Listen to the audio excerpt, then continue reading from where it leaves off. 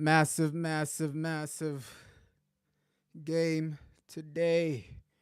Crystal Palace, Manchester United, and I think we're live now.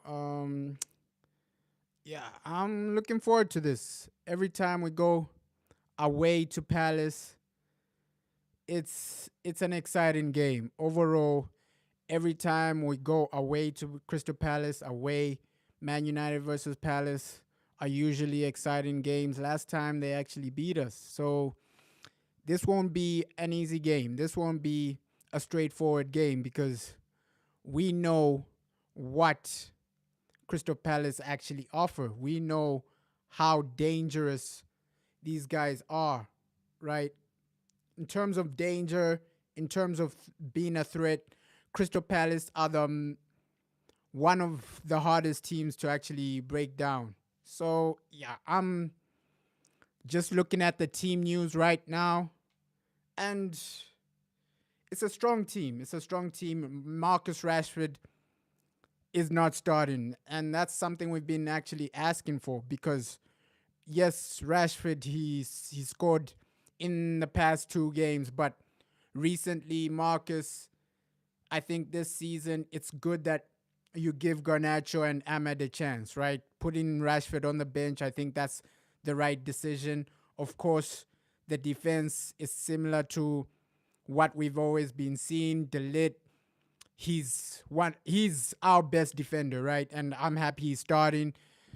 And I'm actually surprised that Christian Eriksen is also starting. Christian Eriksen in the midfield, starting for Manchester United versus Crystal Palace. That's a massive call by Eric Ten Hag. That's a massive call because I don't know what's wrong with Ugarte. I know I love Christian Eriksen, but him playing a bit deep is a liability, especially against a team like Crystal Palace that will run and pressure you a lot. So yeah, Christian Eriksen over Ugarte. That's a massive decision by Eric Ten Hag. I expected somebody else. I expected Ugarte to start, but unfortunately, he's not starting. Right? Of course, if Eriksen was playing in the number 10 role, I wouldn't question this decision. But Christian Eriksen playing deep next to Kobe Maino, that might hurt us today, right? That might cause us a bit of problem because we know that Crystal Palace, they're an energetic team. So playing Christian Eriksen a bit deep when he doesn't have the legs, it's better you just start Ugarte. I know the manager is worried that Ugarte is not ready to start in the Premier League, but it's better to start him over Eriksen, a guy that doesn't have legs, right? We know how energetic Crystal Palace are. So you starting Eriksen, it's a massive decision. And Bruno, we expected Bruno to actually start, Zerski starting, and our bench, we can see that okay, Rasmus Højlund is back, Mason Mount is back, and our bench looks a bit stronger, which is positive as well. But overall, this Palace team is gonna cause us a lot of problems. I'm expecting Crystal Palace to actually score, right? Because I've been watching them this season and they're not a joke, right? When it clicks, they're not a joke, and they're at home. Plus the point that Man United are starting Christian Eriksen in that midfield battle. Ooh, it's gonna be tricky. It's gonna be tricky. That midfield for Manchester United is gonna be extremely tricky because Christian Eriksen, I love him as a football player, but when you actually put him in there, okay, here, control the midfield, he's not that type of player. So I don't know what the manager is actually doing by starting Eriksen over Ugarte. If Eric Ten Hag started Eriksen as our number 10, I wouldn't be worried. But now Eriksen in that central row next to Kobe Maino, it's gonna cause us a lot of problems because he doesn't have the legs to actually cover that midfield, right? To actually run up and down that that position. It requires somebody with legs, somebody like Ugarte, somebody even Casemiro would be a better option, right? Because Eriksen against Palace, and Palace they're an energetic team. So yeah, that's the only decision from the starting lineup that I disagree with, right? Christian Eriksen, I'm happy that Rashford is on the bench. I'm happy that okay, Garnacho on the left, Ahmad on the right, and then Zersky as our striker. That attack is a bit more fluid, right? Because Rashford, when we don't have the ball, he's a bit lackluster, right? He doesn't press, he doesn't try and win back the ball. He's always playing at his own pace, right? But in the Premier League, you can't do that because other players, they're gonna actually expose you for how you're playing, right? If you're having a bad game, if you're not even putting in the effort, you're gonna get exposed. You're gonna get exposed massively. And Rashford, I think right now in his career, he's an impact sub. Right now in his career, I don't think he should be starting games for Manchester United. But yeah, overall the team is great. Great team news. And also Crystal Palace, if we don't win this game, our top four hopes are actually over because I'm watching Chelsea. They look like they're going to be a bit more consistent. I'm watching Spurs. Spurs, they're up and down, right? They're up and down, but our main worry are Chelsea and Liverpool. Chelsea and Liverpool, they look like they're going to be consistent. Chelsea and Liverpool, they look like they're going to actually challenge for that top four race. And we know Arsenal are going to be in the conversation. We know Man City will win the league. So that top four race, that we're realistically only chasing fourth place. So if we lose today, I think it's over because we can see how Chelsea and Liverpool are actually starting the season. Chelsea, yes, they're up and down, but you can see that team, their attack, it can actually destroy anyone. So yeah, today if we lose or if even a draw, I'm writing off top four. I've written off top four, especially if we lose today because Chelsea, they're a better team than us. Liverpool, they're a better team than us. Arsenal, better. Man City are better. And these teams are going to be more consistent than we are. So, yeah, especially if we lose today, top four is gone. Top four is gone. And it will be a shame because next season we're going to be in the Europa League again. That's the situation I don't want, right? This was a season to get back into the Champions League, and then next season you actually try and challenge for something major. That should be the mindset, right? This season should be the recovery season where you actually stabilize, get in the players, get in like what you actually want for the future, and then next season you try and challenge for the major things. But then this season it's starting a complete disaster in the Premier League because if we started a bit better, I would have been more confident with top four. If we started a bit like the way we started wasn't great, right? Losing to Brighton, losing to Liverpool. Right now, one or two more losses and that top four spot is gone. Because our competition, they're going to be a bit more consistent. We can see what Chelsea are doing, the moves they're making. They're a scary team. Their attack is actually a bit scary, right? Cole Palmer. We see that Jadon Sancho is coming into form. João Felix, he hasn't kicked on, but when that guy is actually performing, he's one of the best players in the world. But uh, uh, as Manchester United, we need to focus on ourselves, right?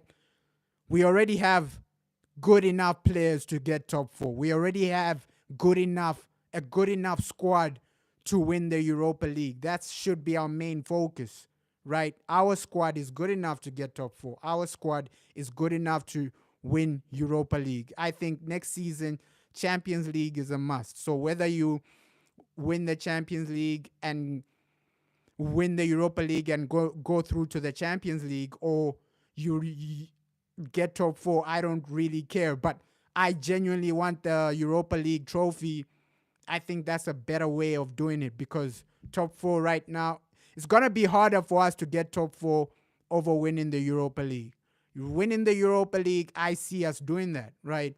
Because these are once-off games, home and away, and then the final is a once-off game. So I see that as a more realistic uh, situation. Like under Jose Mourinho, right? What we did is, okay, we dropped top four and then we just focused on Europa League. But now we're in a situation where we can focus on both top four and Europa. So why not win it? Why not go for it? Manchester United, you're the biggest club in England. So you not being in that conversation in the Champions League back to back seasons, it will be a bit embarrassing. And we're moving forward as a club in terms of board direction. The board direction is moving forward, but with the team direction, I'm still I still have questions, right? I still have questions with some of the players. I still have questions with the manager. I still have questions with the direction of our playing style, right? If we can do what we did in the Carabao Cup, I'll be happy.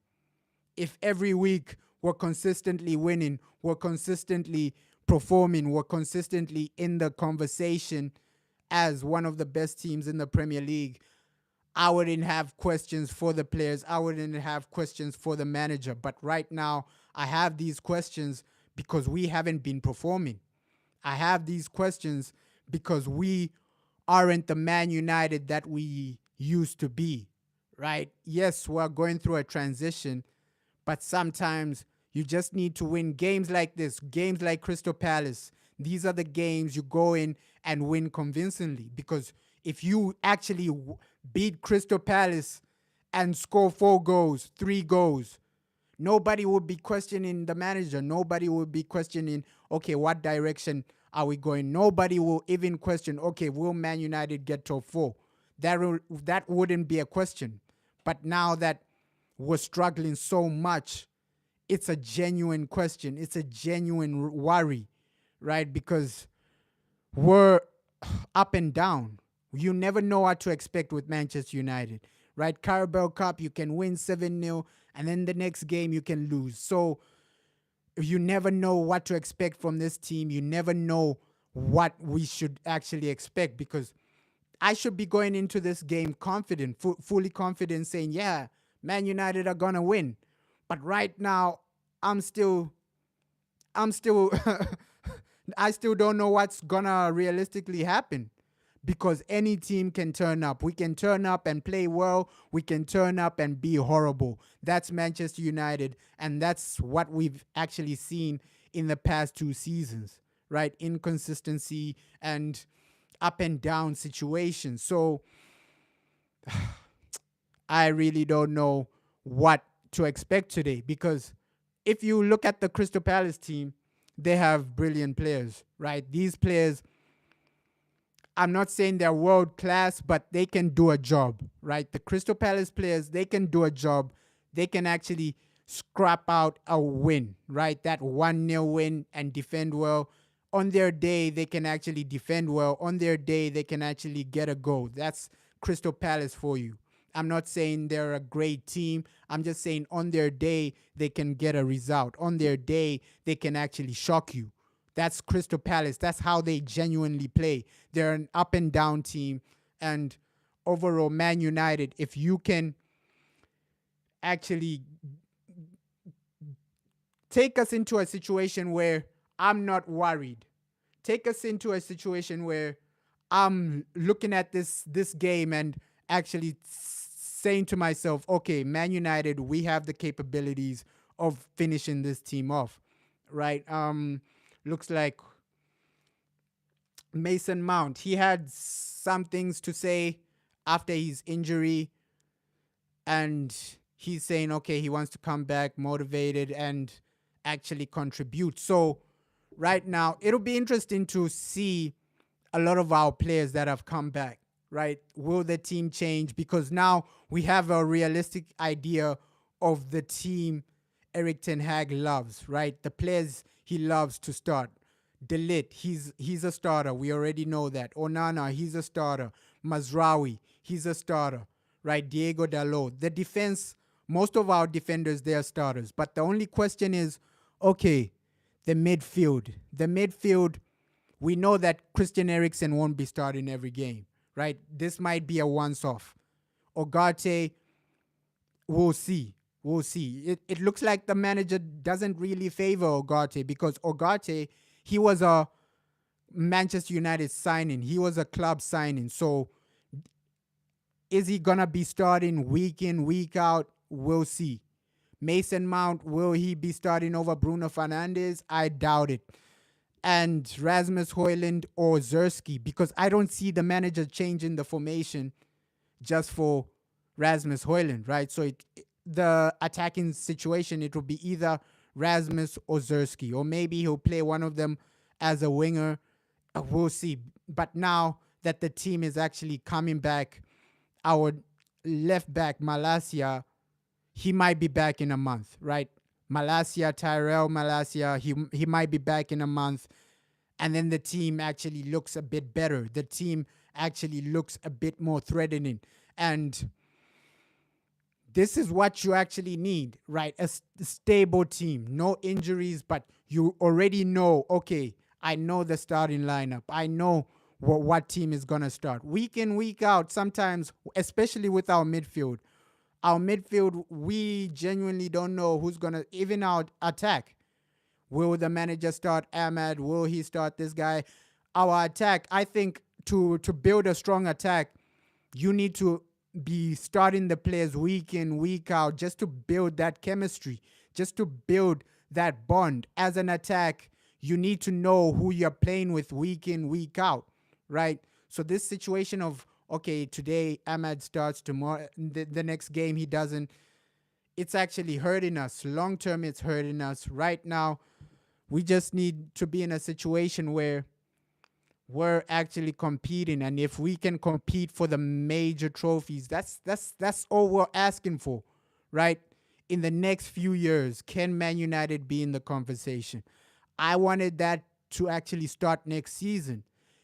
Me saying next season we need to be in a title race isn't unrealistic if we actually strengthen in the summer, right? If we go into the summer, strengthen our attack, strengthen the midfield, because our defense is good enough to actually compete for a title, right? De Ligt, Martinez, this partnership, I believe in this partnership. De Ligt and Martinez, it will just grow. These two players will just grow together. Martinez, De Ligt, fundamentally they'll grow. We can see that, okay, De Ligt, he's been saving Martinez a lot.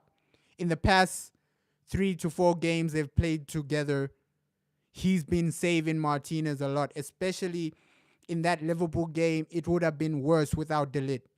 It would have been worse in in our previous game against Southampton. We would have conceded if De Ligt wasn't there. So you can see the massive impact he actually makes. De Ligt, one of our best players, top 3 defenders in the league. For me, De Ligt is that good. I see him as that player, right? I'm putting him top 3 in the league.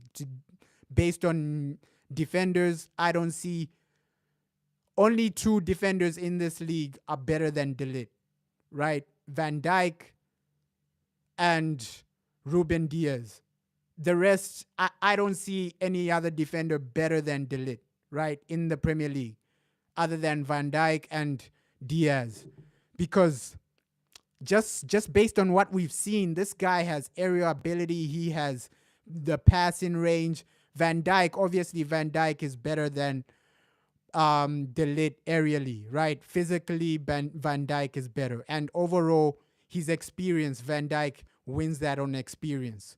Same with Ruben Diaz. Ruben Diaz aerially, he's a bit. I think they're on par with De Ligt, right? Aerial ability, Diaz and De Ligt, I think they are on the same level. But the thing I'll give Diaz is he's passing, right? Ruben Diaz, his passing is incredible. It's way better than De Ligt. He's passing. He's ability on the ball, right? When he's under pressure, you can see Ruben Diaz, he's calm, he's collective, and that's why Pep Guardiola loves him. So that's why I put him over De Ligt, because of his passing, his actual ability on the ball is better than De Ligt. But other than those two defenders, I think De Ligt comfortably is the third best defender in the league, in the Premier League. And Martinez with De Ligt, that's a partnership that can grow. That's a partnership that can actually evolve over time. Over time, we'll be looking back and saying, "Oh wow, the past 5 years, De Ligt and Martinez, what have they won?" And that's how you actually cement a legacy, right? In the next 5 years, if De Ligt and Martinez don't win anything, their partnership is meaningless, right? People won't actually put these two defenders in the old time Premier League old time. So right now they have the potential as a partnership to be one of the best Premier League partnerships. De Ligt and Martinez, they have that potential, but you can only reach that potential if you win major trophies, right? If they don't win the Premier League, if they don't win a major trophy together, Martinez and De Ligt, nobody will put them in the conversation for, okay, these two are the best defensive partnership, but they have that potential to be in that conversation, in that all-time conversation for, okay, the best Premier League partnership. De Ligt and Martinez, they have that capability, they have that potential, but it's about reaching that potential. I think they have that potential, but the question is, can they reach that potential? Can they reach that level where they're in a conversation and people are actually putting them as old timers, right? In 10 years, can we actually look back to this day and say, oh, wow, yeah, the season Manchester United signed De Ligt, it changed everything, right? De Ligt and Martinez, the past 6 years, they've been amazing.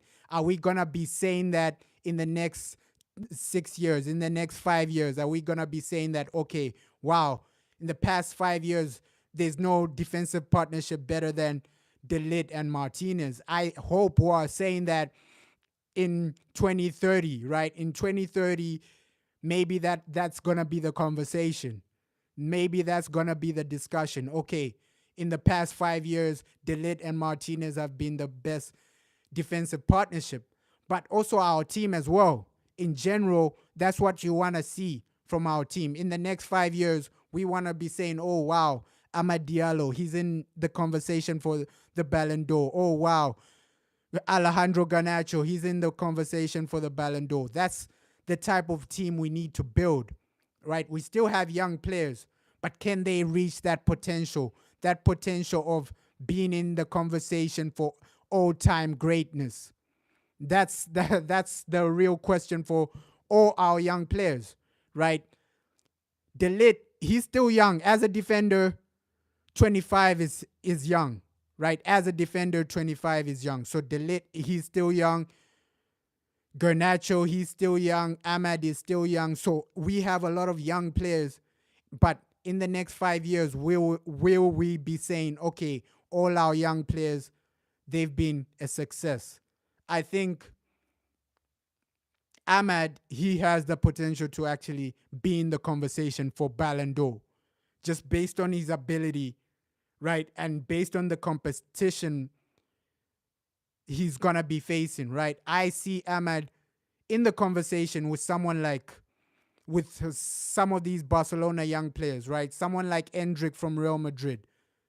I see Amad being in the conversation with these players, because we have to realize that, okay, football, the quality has gone down, right? It's no longer Messi, it's no longer Ronaldo, right? This generation, of course, the quality has gone down. Now, Mbappe is still young. He's 25, right? So Mbappe, Endrick, all these guys, these are like the future of football.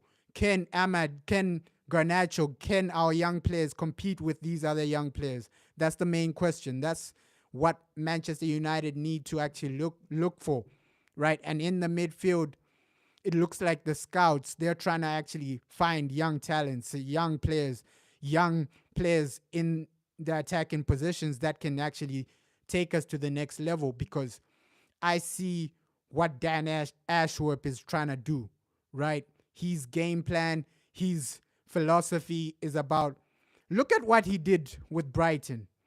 All these players Brighton are selling, they're mostly because of Dan Ashworth. And if he can recreate that at Manchester United, yo, we're going to build an unbelievable team, right? Because our defense will be solid. Our midfield will be solid. Everything about our team will be a bit solid, right? Right now, we're all over the place. But if we actually develop as a team, Dan Ashworth, these next 3 years, I'm going to judge him in the next 3 years, right? After 3 years, I'm going to judge Dan Ashworth and say, okay, was this man a success? Was this man a failure? Because in 3 years, we'll have a realistic view of what he's done, right? In the next 3 years, we can genuinely judge Dan Ashworth. We can genuinely judge Omar Barada, and we can genuinely judge Sir Jim Ratcliffe in the next 3 years. Because in 3 years, if the team is still trash, if the team is still below average, if we're still not in like a proper title race, then you can say, yeah, these guys have failed. Because this is Manchester United. 3 years, I expect this club to be in title races. I expect this club to be challenging for major trophies. So realistically, right now we can't judge Dan Ashworth. Right now we can't judge Omar Barada because they've just started. But Erik ten Hag, we can judge him because he's been here for 3 years, right? This is the season. This is actually judgment day for Erik, because we can't keep giving him time and time again. Imagine if next season we're back in the Europa League. It'll be a waste of a season, right? At least fight for something in the Premier League. It's like we're playing for nothing in the Premier League, right? And next season, our ambition shouldn't be top 4. It should be like challenging for the Premier League. Can we be in the title race? And it looks like next season, Pep Guardiola might leave. So there should be no excuses for not trying to win that Premier League, trying to win the Champions League. That should be our main focus as Manchester United. And yeah, it looks like, let me set the game up. Let me just put the game up right now. Should be on the usual channel. Chelsea are impressing me. Step by step, Maresca. I think he's overperformed. He's overperformed, Maresca. I didn't expect him to turn this team the way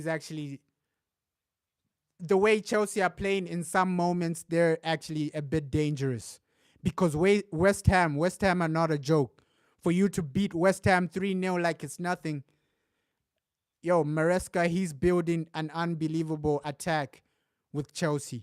Because you can see, like in moments, yes, there are moments where West Ham are still in the game, but the quality of Chelsea's attack just destroyed them. And we need to build that at Manchester United. Aston Villa, man, these guys are also in the top 4 race. It's 3-1 against Wolves. Aston Villa, game over. Yeah, these guys are also in the top 4 race. So you can already see the competition we have as Manchester United. That loss against Brighton, it's going to cost us. Aston Villa, they are ahead of us. Chelsea, they're ahead of us. So this is a must-win game. 3-1. Villa, man. These guys are... Therefore, he's forming a great team, right? Aston Villa, you can see Liverpool also won. So our competition, they keep winning.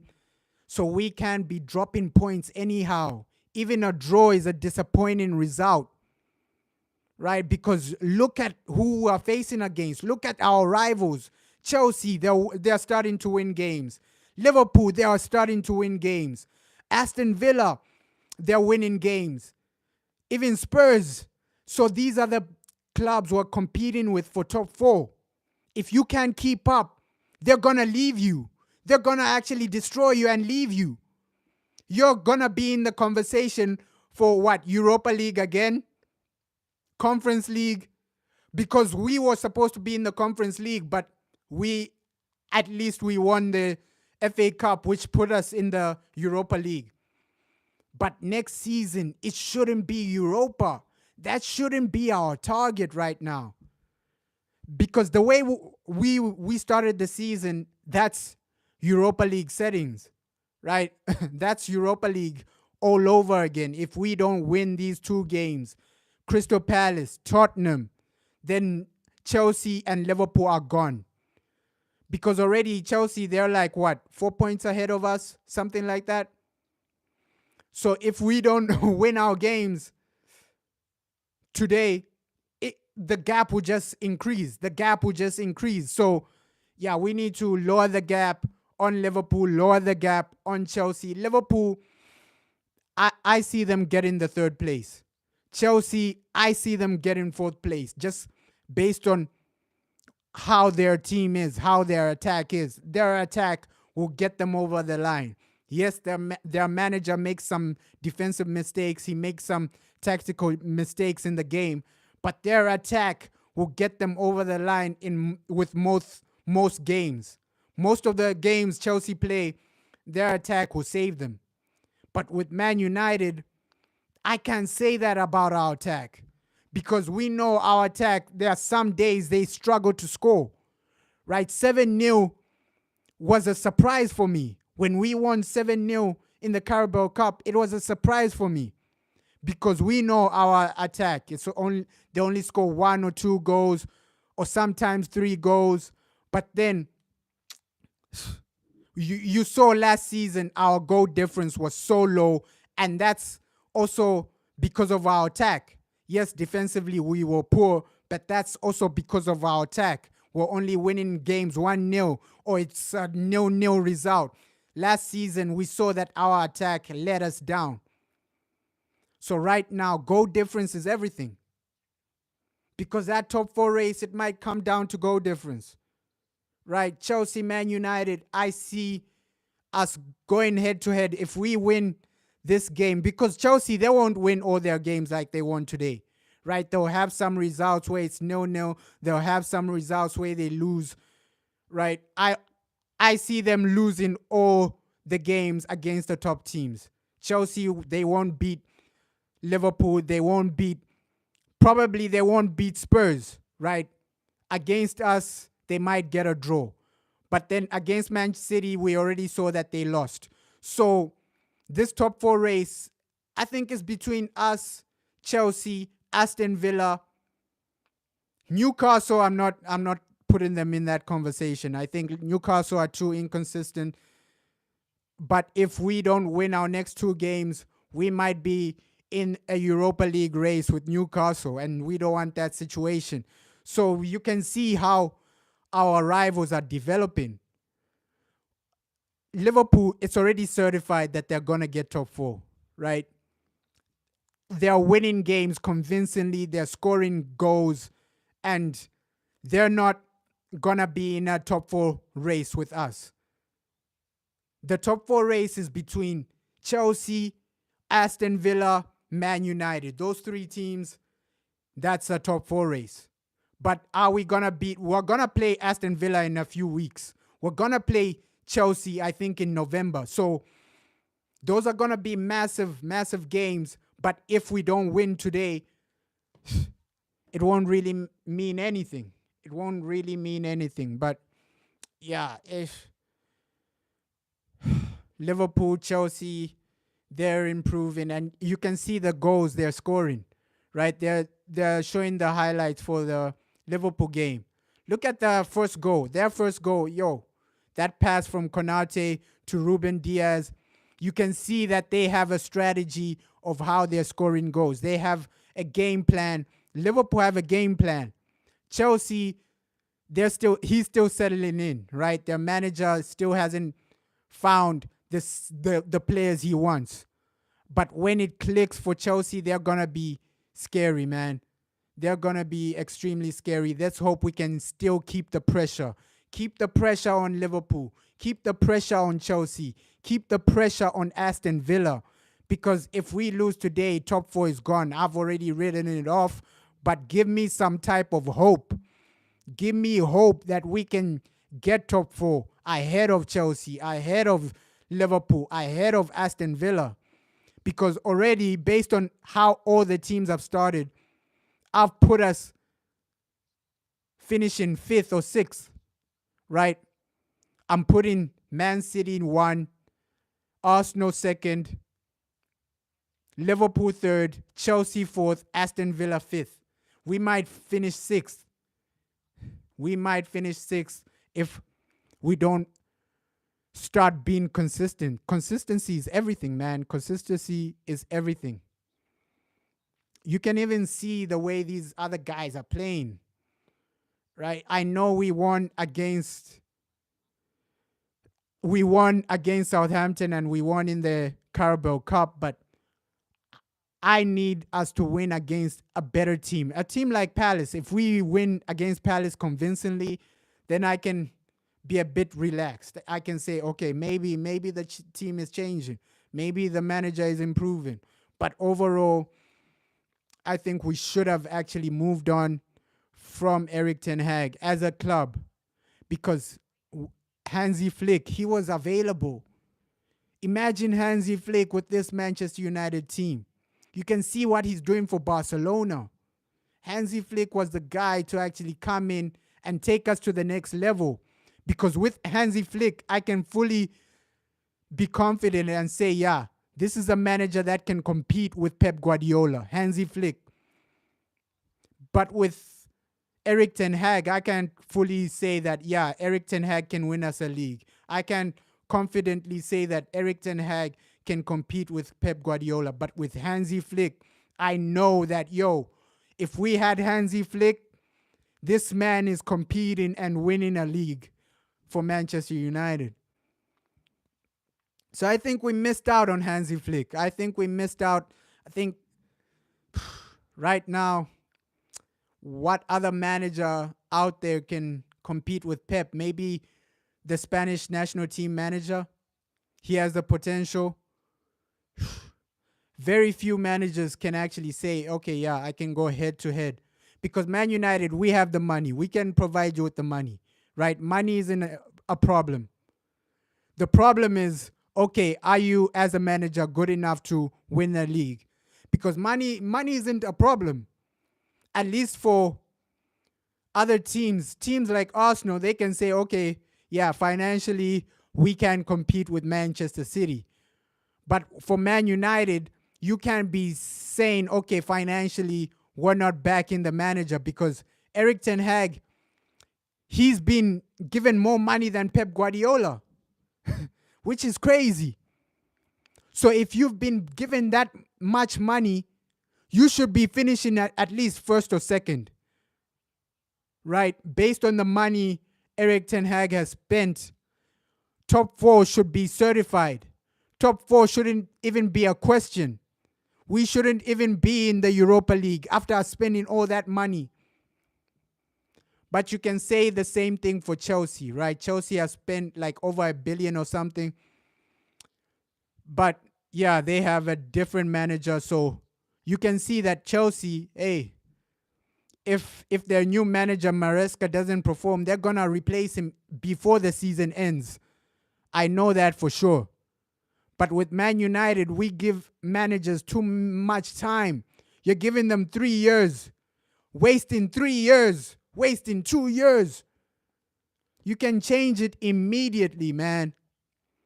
Like Real Madrid, they change it immediately. Immediately you see something like 7-0. I think after the 7-0 result, they should have actually fired Erik ten Hag. After we lost 7-0 to our biggest rivals, if that's another team that's serious, they let the manager go. Let the manager go. And Southampton, they look... Ipswich are struggling, man. How can you only get a draw against Southampton. Southampton are so poor, man. Southampton are so poor. And that's the reason I didn't want Kieran McKenna at Manchester United.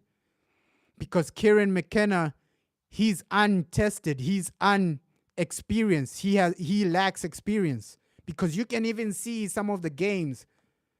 Yes, the championship he did well, but hey, Kieran McKenna, he's a massive risk. He's a massive, massive risk. At least we're 10 minutes away. The game is about to start, man. But I want to see Kieran McKenna actually perform, right? He's a manager. I want to see him succeed because he was at Manchester United. I want to see Michael Carrick succeed.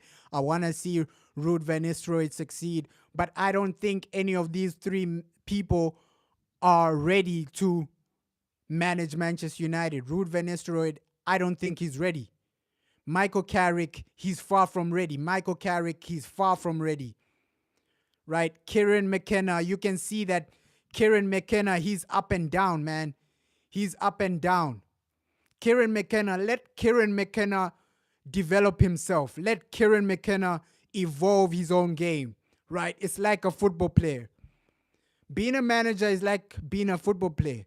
Once you're like an academy player, very few academy players can come into a team like Manchester United, a team like Barcelona, and be the main man. Yeah, the board do want Thomas Tuchel. The board do want. I think Thomas Tuchel, he's less of a risk.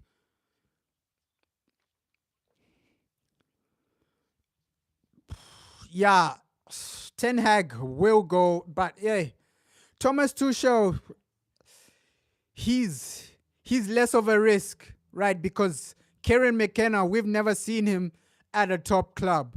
Michael Carrick, we've never seen him at a top club. At least Thomas Tuchel, you can see that, okay, Thomas, we've seen him at a top club, but I don't think the negotiations actually went well because they had negotiations with Thomas Tuchel. If they agreed something, he would have been the Manchester United manager by now, right?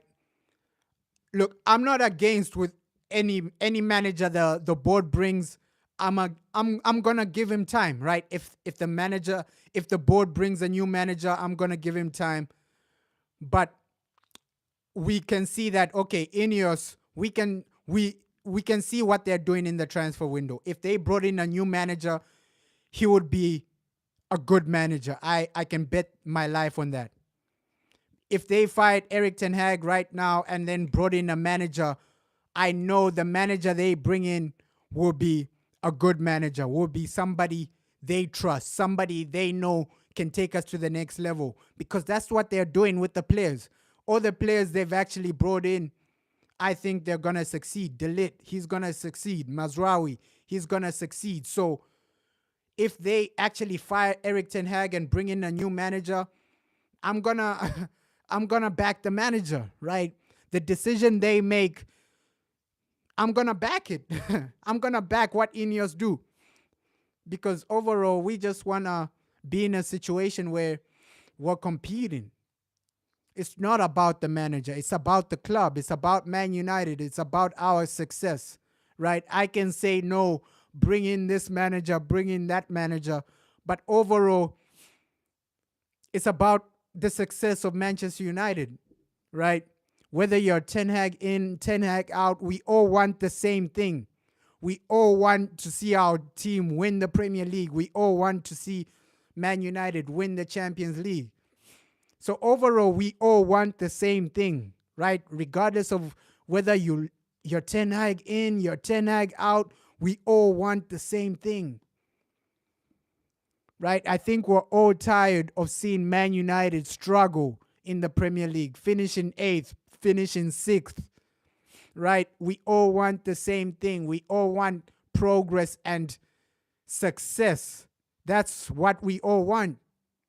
Because right now we can see the vision from Ineos. They've given us a clear plan. They've given us a clear foundation. But now it's time to take the next step. And that next step might be the manager, right? If Eric Ten Hag can't produce results, you have to bring a manager that can. Yeah, looks like the players that are going onto the field. Ah, we're back, man. We're back. I kind of like the Crystal Palace Stadium, man. It has that classic look to it. It's a strong team. Our team is strong.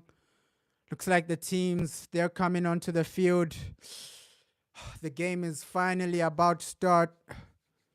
And you can see Eze, also in Ketia, those guys, they can cause us a bit of problems, but I don't rate Nketiah, but Eze, whoa, Eze can play.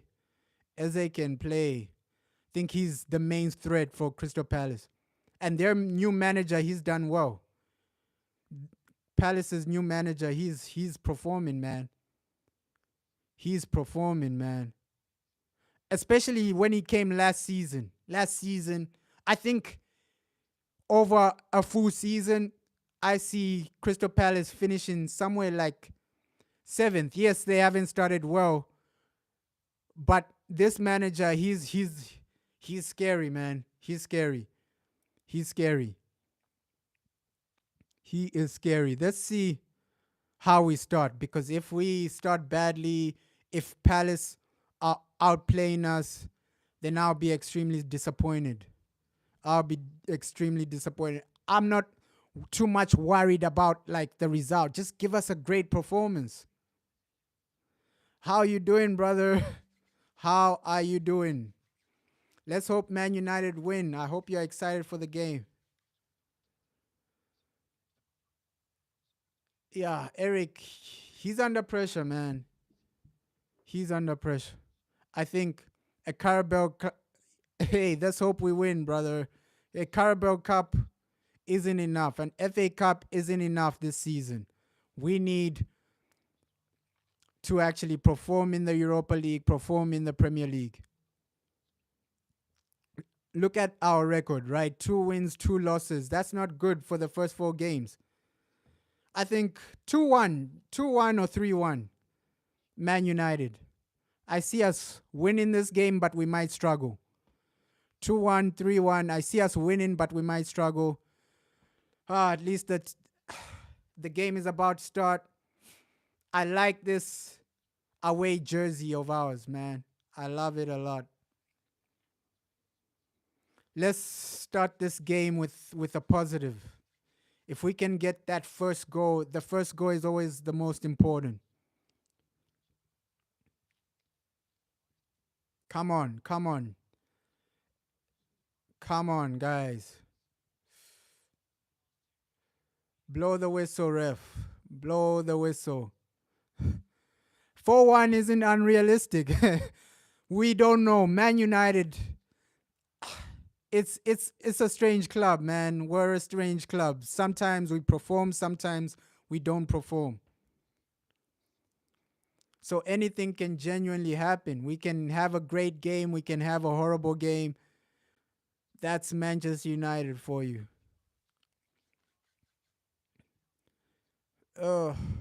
At least just give the fans something, right? You entertained us in the Carabao Cup, now entertain us today.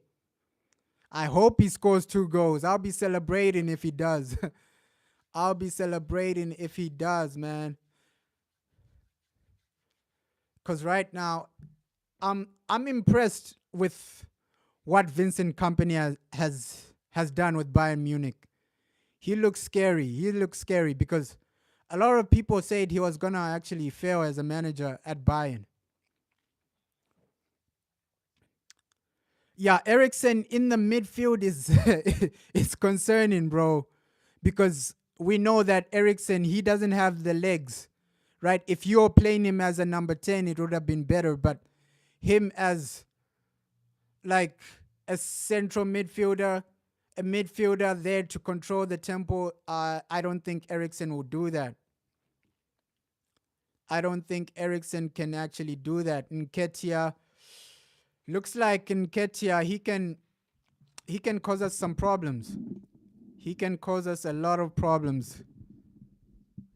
but Eze is the man we have to look out for, right? Eze, he's one of the most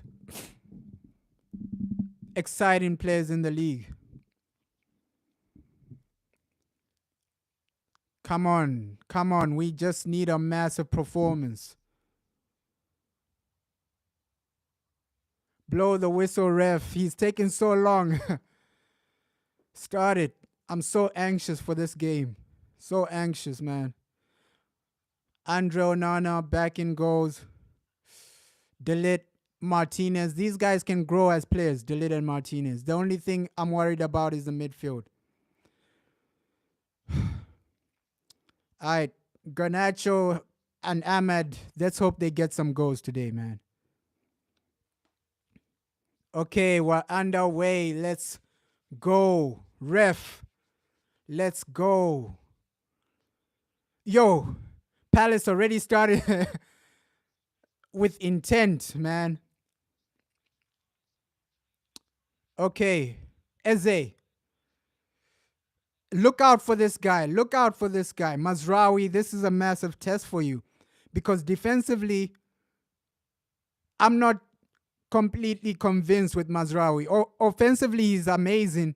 But defensively, will he be able to handle the top players in the league? That's my question for Mazraoui. But I think he can. I think he can.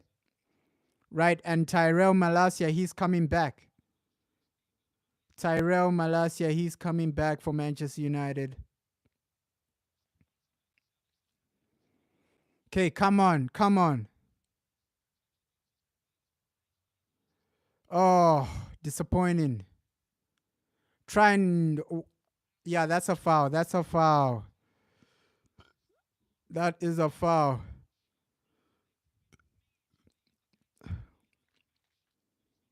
Oh, already a problem for Delete, man. That's what we're trying to avoid injuries. Already a Delete problem, man. Let's hope he's okay. Okay, he looks okay. He looks okay. Oh, it's just the boots. It's just the boots. It's not an injury. He needs new boots. Oh, thank God. I thought he was already injured or something. He needs new. Yeah. Oh. Oh, thank God, man. It's not an injury. Because without Delete, we can see like the quality will decrease in the defense. Come on, Diallo. Oh, Ahmad.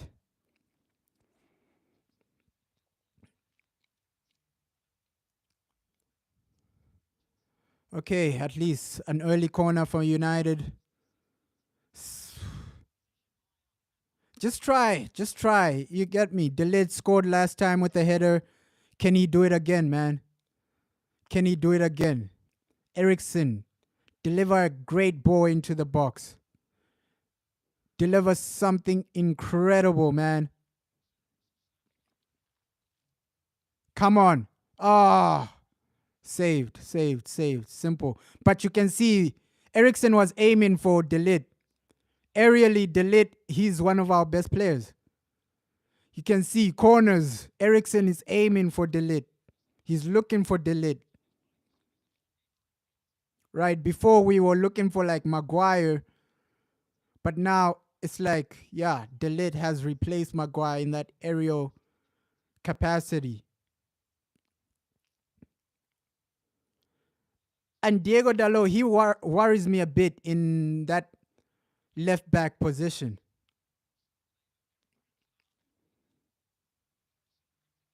Come on.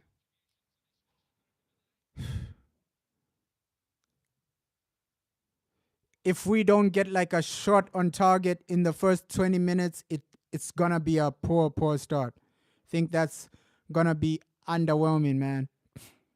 We need a shot on target, at least in the first 10 minutes.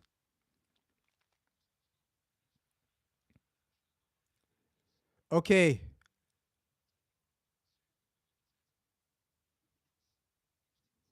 Ooh.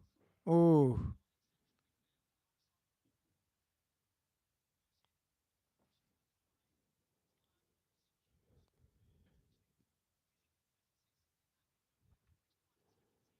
come on.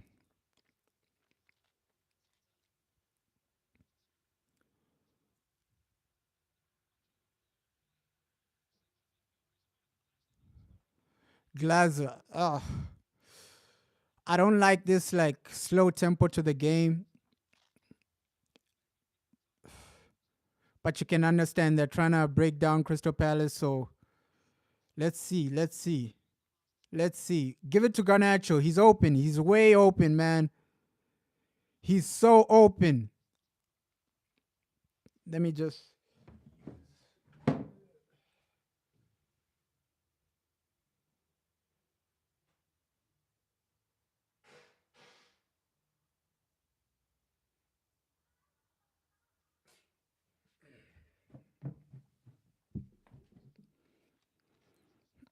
He's so open, man.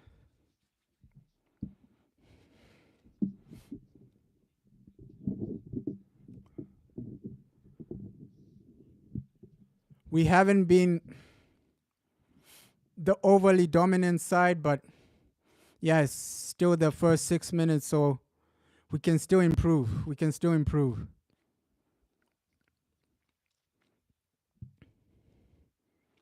Come on.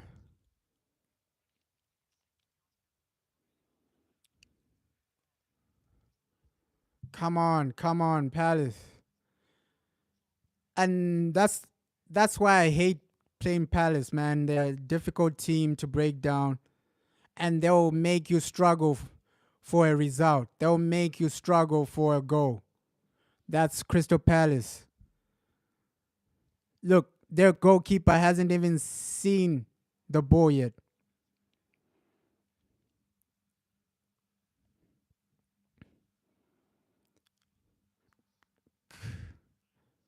And you can see how they are actually cutting us out with their formation. So now you have to go wide. And what I was saying with like Ericsson, he's a bit more forward. If you can see like the positioning of Ericsson. So it looks like Kobe Mano, he's in that midfield alone. Right? Look at the position Ericsson is going to. Oh, Garnacho couldn't reach it. Throw in to Palace. So if Palace had like better midfielders, hey, they would have controlled that midfield quickly, man. Because you can see some of the positioning from Ericsson. There are moments where Kobe Mano is alone in that midfield. Great by Kobe Mano. Now counter. And you can just genuinely see that, okay, Ericsson, he already has that mentality of trying to go forward, right? Trying to go forward. That's who he is. That's the type of player he is. He just wants to go forward to create some chances. But now stick to your position, man. Because we know how inexperienced Kobe Mano is. If you leave him in that midfield alone, it'll be a bit scary. It'll be a bit scary, man. Oh. But right now, I'm not too fussed on the start, right? Yes, I would have wanted a bit more opportunities, but we're passing the ball a bit well, and Palace haven't been a threat. So, yeah, right now, I'm not too fast. We just need to create something substantial. At least test their goalkeeper.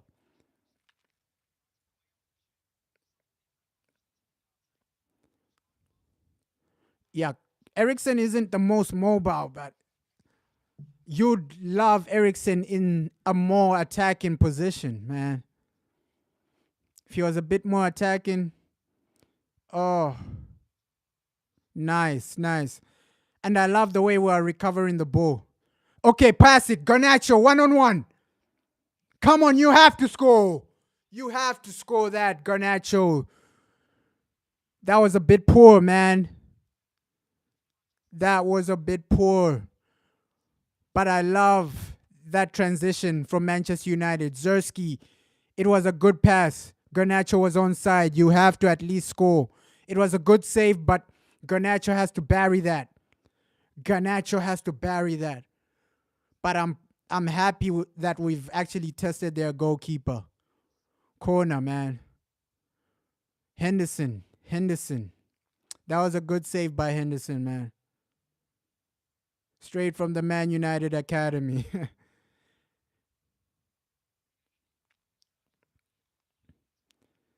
That was a good transition from Man United.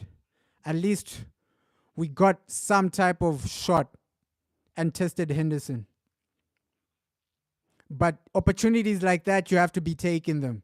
1-on-1, those types of opportunities don't come on a day, on a minute basis, right? Every minute you have to take those opportunities. You got to take them. Because what if Crystal Palace actually score and now you're in a situation where you're trying to get a goal back?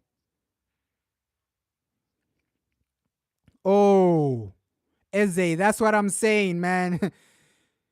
He's gonna be a problem. That nutmeg was scary by Eze.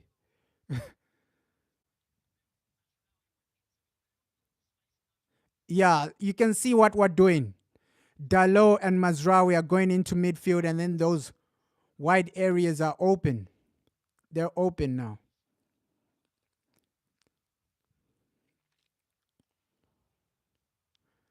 Come on, Garnacho. Nice. Zerski. Ahmed is open. You gotta switch it. He wasted time, man. He wasted time. Zerski, you wasted so much time. That was a great counter opportunity. You should have passed it first time. Holding on to the ball like that doesn't really benefit us. But it's great to see that we're winning, we're recovering the ball up the field, but you gotta be sharp in those situations. Zerski, first time pass. What is he doing? Is that a corner? Another corner. But Zerski, you gotta be sharp in those situations, man. He wasted so much time. You gotta pass it immediately. There were two players that were open. It's disappointing when we don't take advantage of such situations, man. But we started well. This should be a good corner. Come on. Delete. And that's what he brings you, man. That's the second corner where he's finding the ball. And you can see that's our game plan. Aim for delete. Look at that. Twice delete has found that far post to try and hit her, man. Look at that. That's why I'm saying aerially, he's better than Martinez. Because he gives you that presence, delete. With corners, you can actually aim for him, find him. Okay, we need another good delivery. Wasted. Bruno. Okay, the ball has been kept in by Garnacho. Eriksen.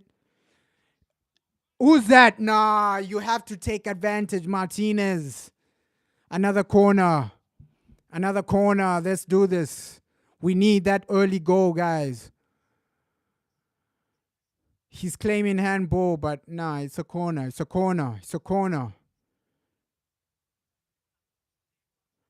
Nah, it's not a handball. But Henderson has been busy, man. Our academy goalkeeper has been busy for Crystal Palace. Shout out Henderson, man. Straight from the academy.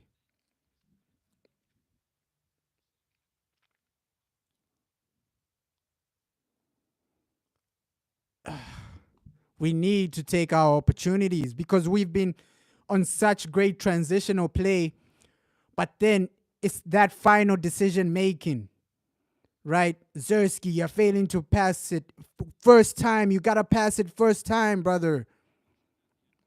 You're not playing football alone. Other people are pressing you. So you got to be quick. You got to be sharp. Don't give the other team time to recover, man. But he's playing well, Zersky. But he needs to be a bit more sharp. He's defending well. He's playing well. He's passing well. But in some situations, you need to be a bit more sharp. You need to realize, okay, there are other people behind me, right? There are people trying to press me. So you got to pass it quickly. You got to pass it immediately. You got to be sharp, man. You got to be sharp. But defensively, we've been calm, collective. Crystal Palace haven't had any genuine chance. Andre Onana is just relaxing. He's relaxing today. Let's hope it remains like this, right? I don't think Palace have had his shot on target yet, which is positive, which is incredible so far. Diego. Come on, keep it simple. Throw the ball. It's a simple throw-in, man.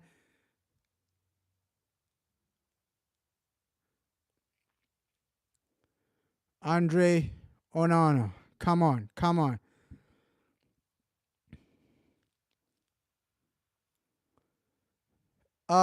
Poor first touch, that. Poor first touch. But at least we've recovered the ball. Mazraoui, that was brilliant. Oh, he was stuck. And I like the way we're actually pressing, right? Immediately we lose the ball, we press and recover. So you can see in that situation we're improving. The pressing department were improved. And we have to credit that to the manager because Rashford, if he was starting, the pressing would have been worse from our attack. You can see how the attack is winning the ball up front. With Rashford, the pressing is a bit more ineffective because he's a bit lazy in some games.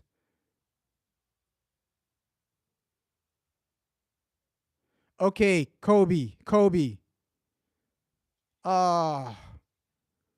You gotta communicate. I saw what Eriksen was trying to do, but you gotta communicate. You gotta communicate, Christian. But yeah, we can see what he was trying to do, right? But Zersky didn't make the run. That's disappointing, man. And you can see Eriksen was ready to pass, but Zersky isn't making the run. What is he doing? And that's an area Zersky has to improve a bit, right? I know he loves being part of the game. He loves coming into the midfield, linking up play, this and that. But when you see a player like Eriksen with the ball, he wants you to make that run. He wants you to make that run so that he can at least get a through ball and then you're one-on-one with the keeper. But we know Zersky, he brings a lot of quality into the team. But that striker's instinct, when Eriksen has the ball, I expect you to start running, brother. Right? You're our striker. He's looking for you. He wanted to make that pass. You could see that. But Zersky wasn't making the run. You could see Eriksen wanted to make that through ball, but Zersky, he's not making a run. Make it easier for players like Eriksen, man. Nice. Can Garnacho get there? No. But at least we want to throw in, man. Throw in. We've been in complete control. A lot of control, man. We've controlled the game extremely well. Now just get that goal. We don't want a situation where by the end of the game, it's a draw. right? It's a 0-0. Or Crystal Palace get a lucky goal or something. Nice defending by Mazraoui. Ericsson, what can he do?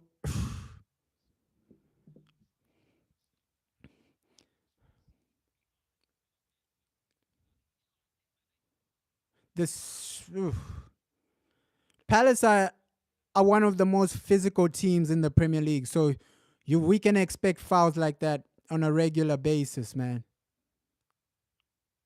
We can expect fouls like that from Palace on a regular basis. Diego Dalot, nice recovery, man. Garnacho, come on. Alejandro. Ah, who are you passing to, Alejandro? Who are you passing to?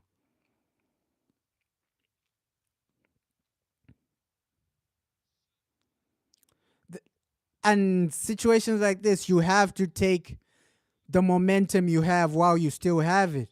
While we still have this momentum, take advantage. Because this was the same case against Brighton, right? First 20 minutes, we were looking good, and then Brighton just completely took control of the game.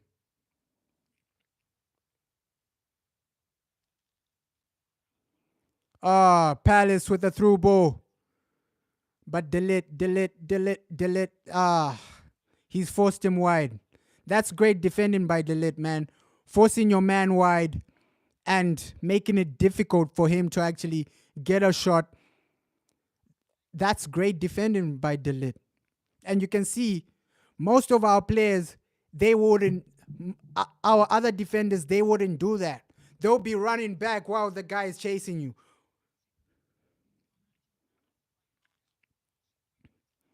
Instead of forcing him wide, they would be actually just watching him play. But you can see Delete, he's a different quality, man. Forcing the guy wide and giving him no option to actually get a shot out.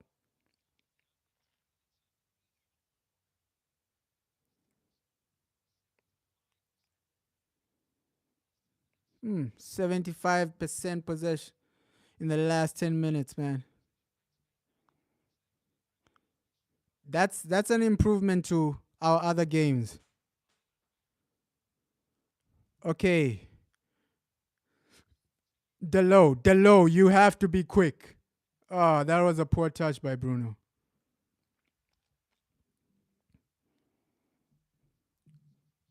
Poor touch. And you can also blame a bit of the creativity in our team, right? We have the ball like this, but the creativity is a bit low, man. That spark, that individual brilliance, you need some things like this because Palace, they're happy.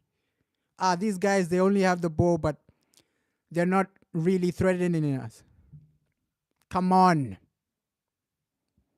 Create something. Ericsson. Okay, he kept it simple. Garnacho. Cross it. Nice. But it wasn't a great cross. No one in the box.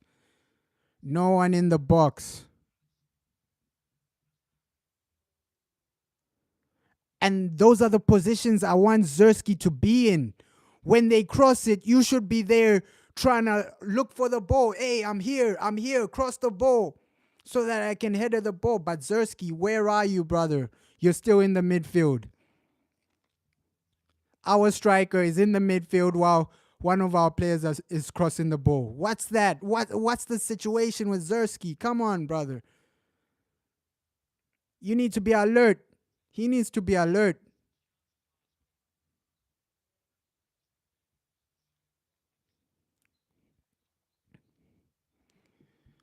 Let's hope he gets a goal. Come on. We just need that goal. That first goal. We're approaching the 30th minute mark. But it's been stable. It's been stable for Man United. You just need a goal. Cement this with a goal. Ooh, that pass from Mazraoui. I saw the vision, but yeah. The vision was good, but the pass wasn't there.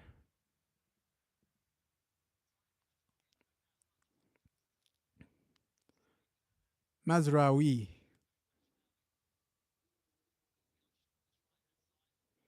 He's so calm on the ball, Mazraoui, man. Like sometimes I can't believe that he's a right back. Sometimes I think he's a midfielder. The way he plays like a midfielder, Mazraoui.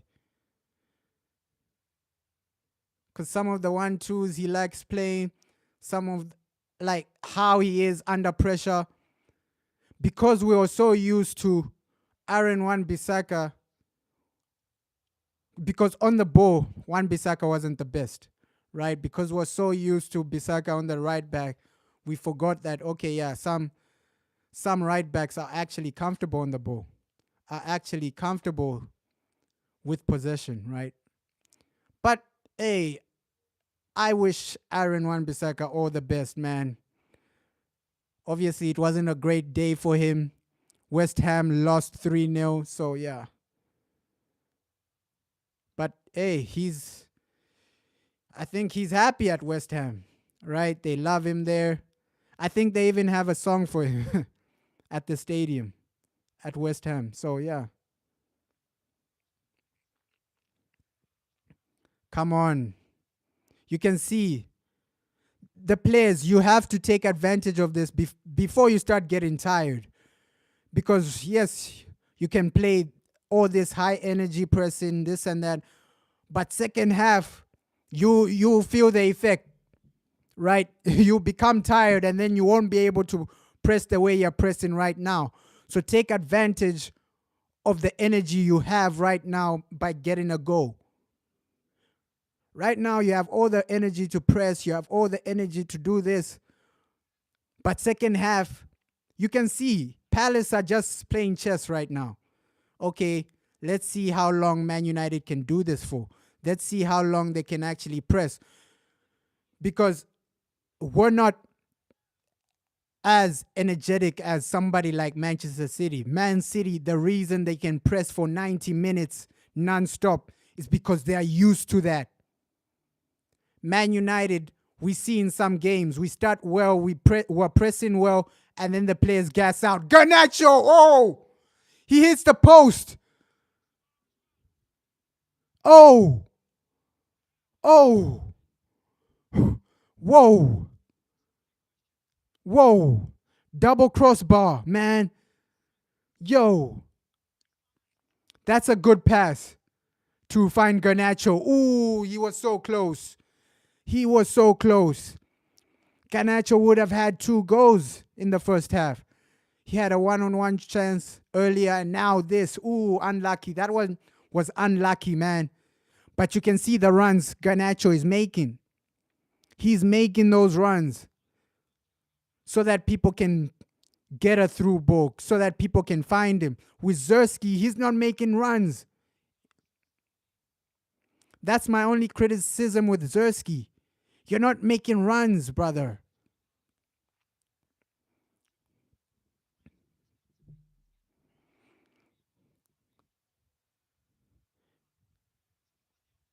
Yeah, you got to make runs to hurt the opposition. Yes, Zerski, he's coming in, he's linking up play, but you need to know when, okay, this is time to link up play and this is time for me to make a run, right?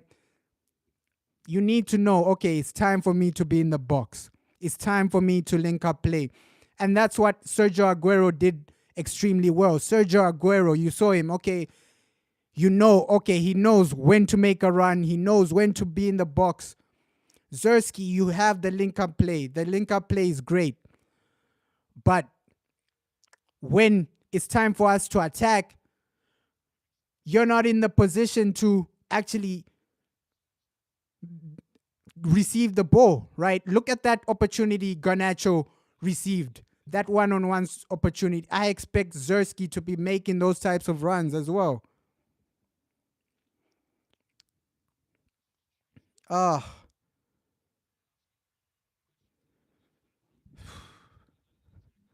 Come on. First 30 minutes, we've been in control, but we need that goal. It was a great pass, man. That pass by Diego, ooh. But the rebound Bruno should have scored the rebound. Bruno should have scored that rebound, man. The goalkeeper wasn't even in goals. Like, you should have scored that. Zersky, his link up play is great, man. It's great. You can see his first touch, he's passing, he's everything. It's brilliant, man. It's brilliant. It's almost a bit like Benzema, but not to that level, right? Benzema was different. Because you saw how Benzema was actually opening up the game for his teammates, opening up the game for Ronaldo, opening up the game for players like Gareth Bale. Benzema was that link, man. And Zersky, he's a bit like that, but Benzema is obviously a better player because he knows, okay, it's time to link up play. He knows when to make a run. He's a bit more clinical than Zersky. But Zersky, he reminds me, his link up play reminds me a bit of Benzema, right? A bit of that Benzema. The first touch is there. Okay, the passing is there. And the IQ to actually read the game is there as well for Zersky.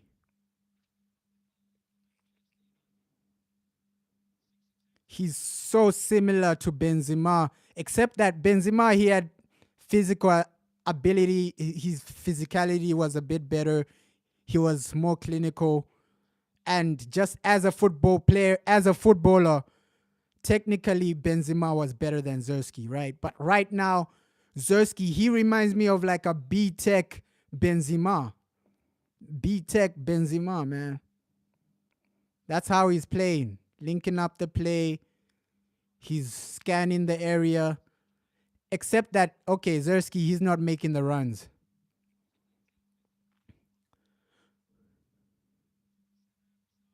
Oh, come on, guys.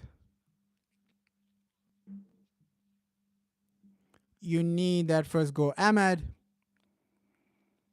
we know how dangerous he is, man. Come on, that first goal is everything. If you can get that,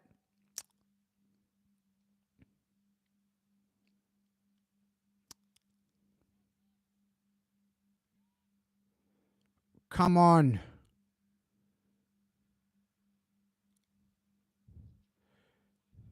And you can see if we don't get that goal in the first half, second half Palace will make it difficult, man. We know how they play.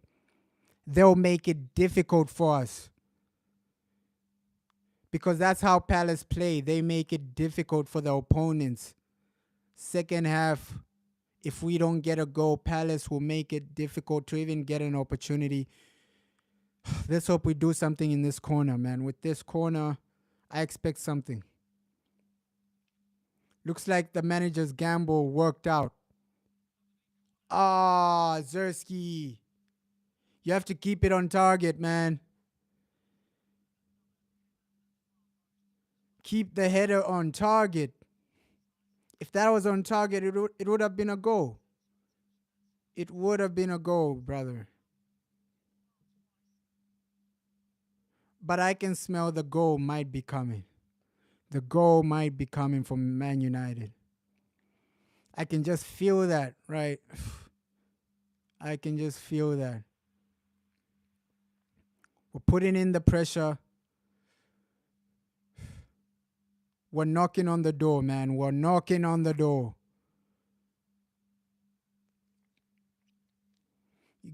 Zersky, you gotta keep the header on target. The next one, it has to be on target, man. Come on.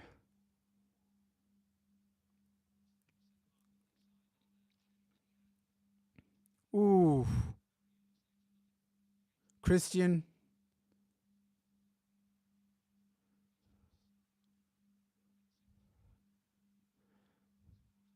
Now you can see Palace are trying to pressure us. Look at this. Don't make a mistake. Nice. You played out of trouble, man. Nice. Is that a the pass wasn't on for Garnacho. The pass needed to be better. Garnacho was so open there. If the pass was better, he would have been 1-on-1.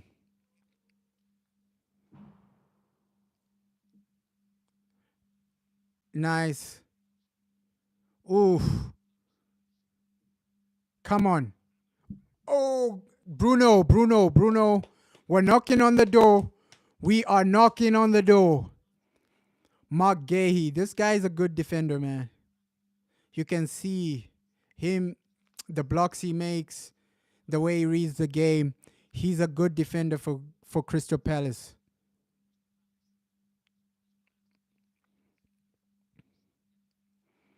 I think at halftime, Crystal Palace will be the happier team because they've survived so many chances from us. They'll be the happier team that is still 0-0. Crystal Palace. Because we should have had like at least one goal. So at halftime, if it's still 0-0, Crystal Palace will be the happier team. Because they're at home and they're probably looking for a draw. Right? They're probably hoping for a draw or something like that.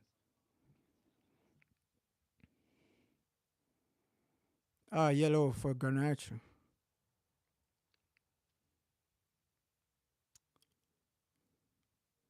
Oh, and you can see, okay, Palace, they're hoping that Man United we gas out in the second half because the way we're pressing, it won't be sustainable around like the 70th minute, 80th minute.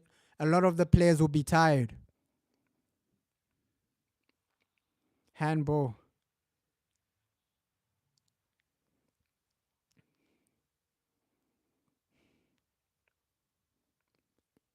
Sustain something.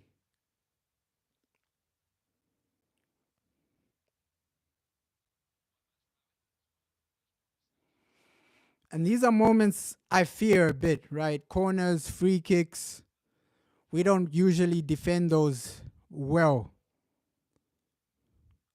So these are things we need to actually avoid. Corners, free kicks, penalties. Avoid all those.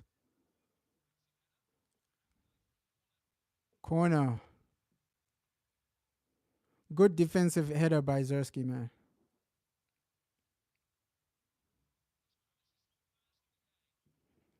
Come on. Come on. Come on. Come on. Come on. I think everyone wants to go into halftime with a goal, right? If we can get a goal, I think everybody will be happy with this. Okay, this might be a great chance to counter. Oh, poor pass by Bruno. I'm at down ish. Let's hope it's not an injury, man.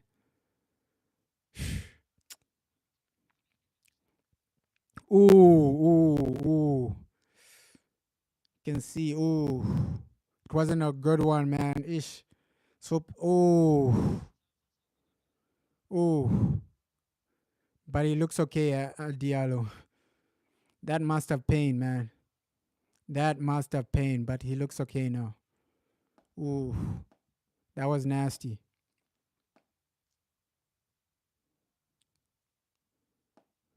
And somehow in this game, we've been completely dominant, but somehow we know Man United, we have a mistake or we have a situation where Palace will have a chance. Palace will have a chance to score.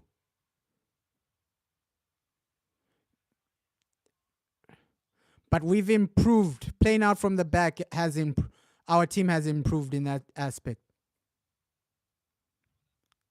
Because before with Maguire or Evans, we couldn't really do this. Oh, Fernandez, the cross wasn't there, brother. You needed to produce something better. Produce something better. Palace are smiling right now because if they're going to have halftime 0-0, they'll be pinching themselves saying, "Hey, we got lucky in that first half. Palace got lucky because we've hit the post. There've been situations where we should have scored. Garnacho should have scored at least one goal. But they're under pressure, Palace.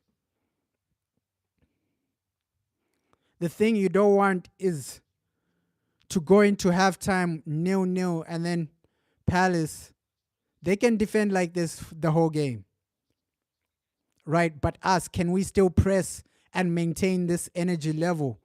That's the main question, because we know second half a lot of the players will gas out. Right? These guys are not robots.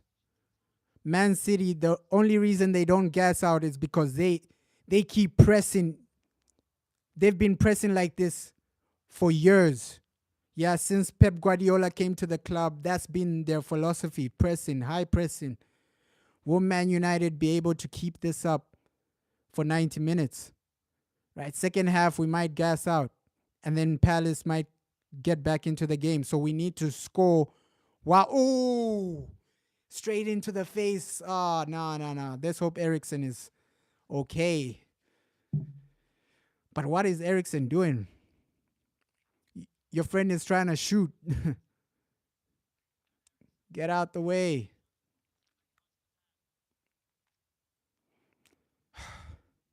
Four minutes until halftime. Can we get a goal? That's what we need. We genuinely need that. And I think our goal difference is still like 0 or -1. So we need the goals. So we need the goals in this game. Eriksen. Nice. Cross this properly. Zersky. Ooh. Great save. I have to give Zersky credit because that shooting where he makes the keeper stretch, he's really good at that. That's how he scored his first goal. Right? On his debut, that's how he scored his first goal. He does that really well, Zersky. Those types of shots where he stretches out, he does that extremely well. Ooh.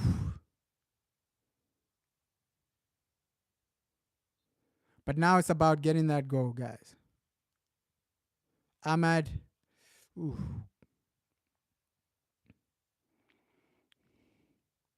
That was poor by Kobe Mano. That was poor. Second half, will the manager make subs? I think he will. He might bring in Rasmus. He might bring in Rashford. We know that he's gonna bring in Rashford. Second half, we know that Erik ten Hag will bring in Marcus Rashford. We already know that.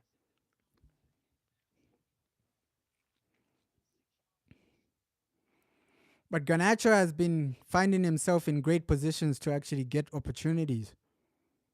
But you have to convert those chances, man.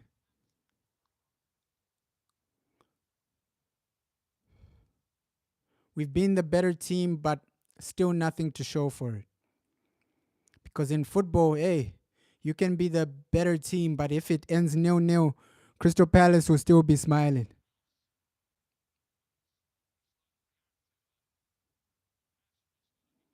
So it's mostly the result helps a lot. This is a better performance by the team. But you can see what I'm saying. Scoring goals is a massive problem with this team. The performance is there, but the goals aren't there.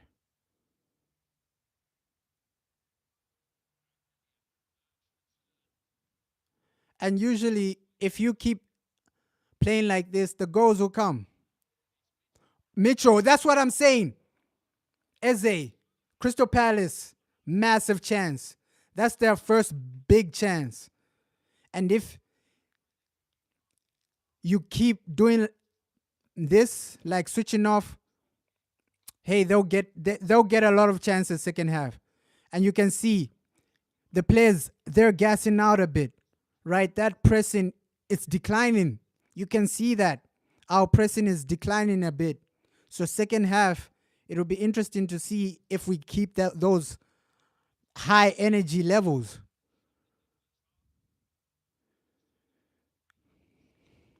Because right now you can see Palace, they're still massively in this game. Still 0-0. So while you still have the energy, score a goal. While you still have the energy to press, while you still have the momentum, score a goal, Manchester United. Because anything can happen. Palace can get a goal from this situation.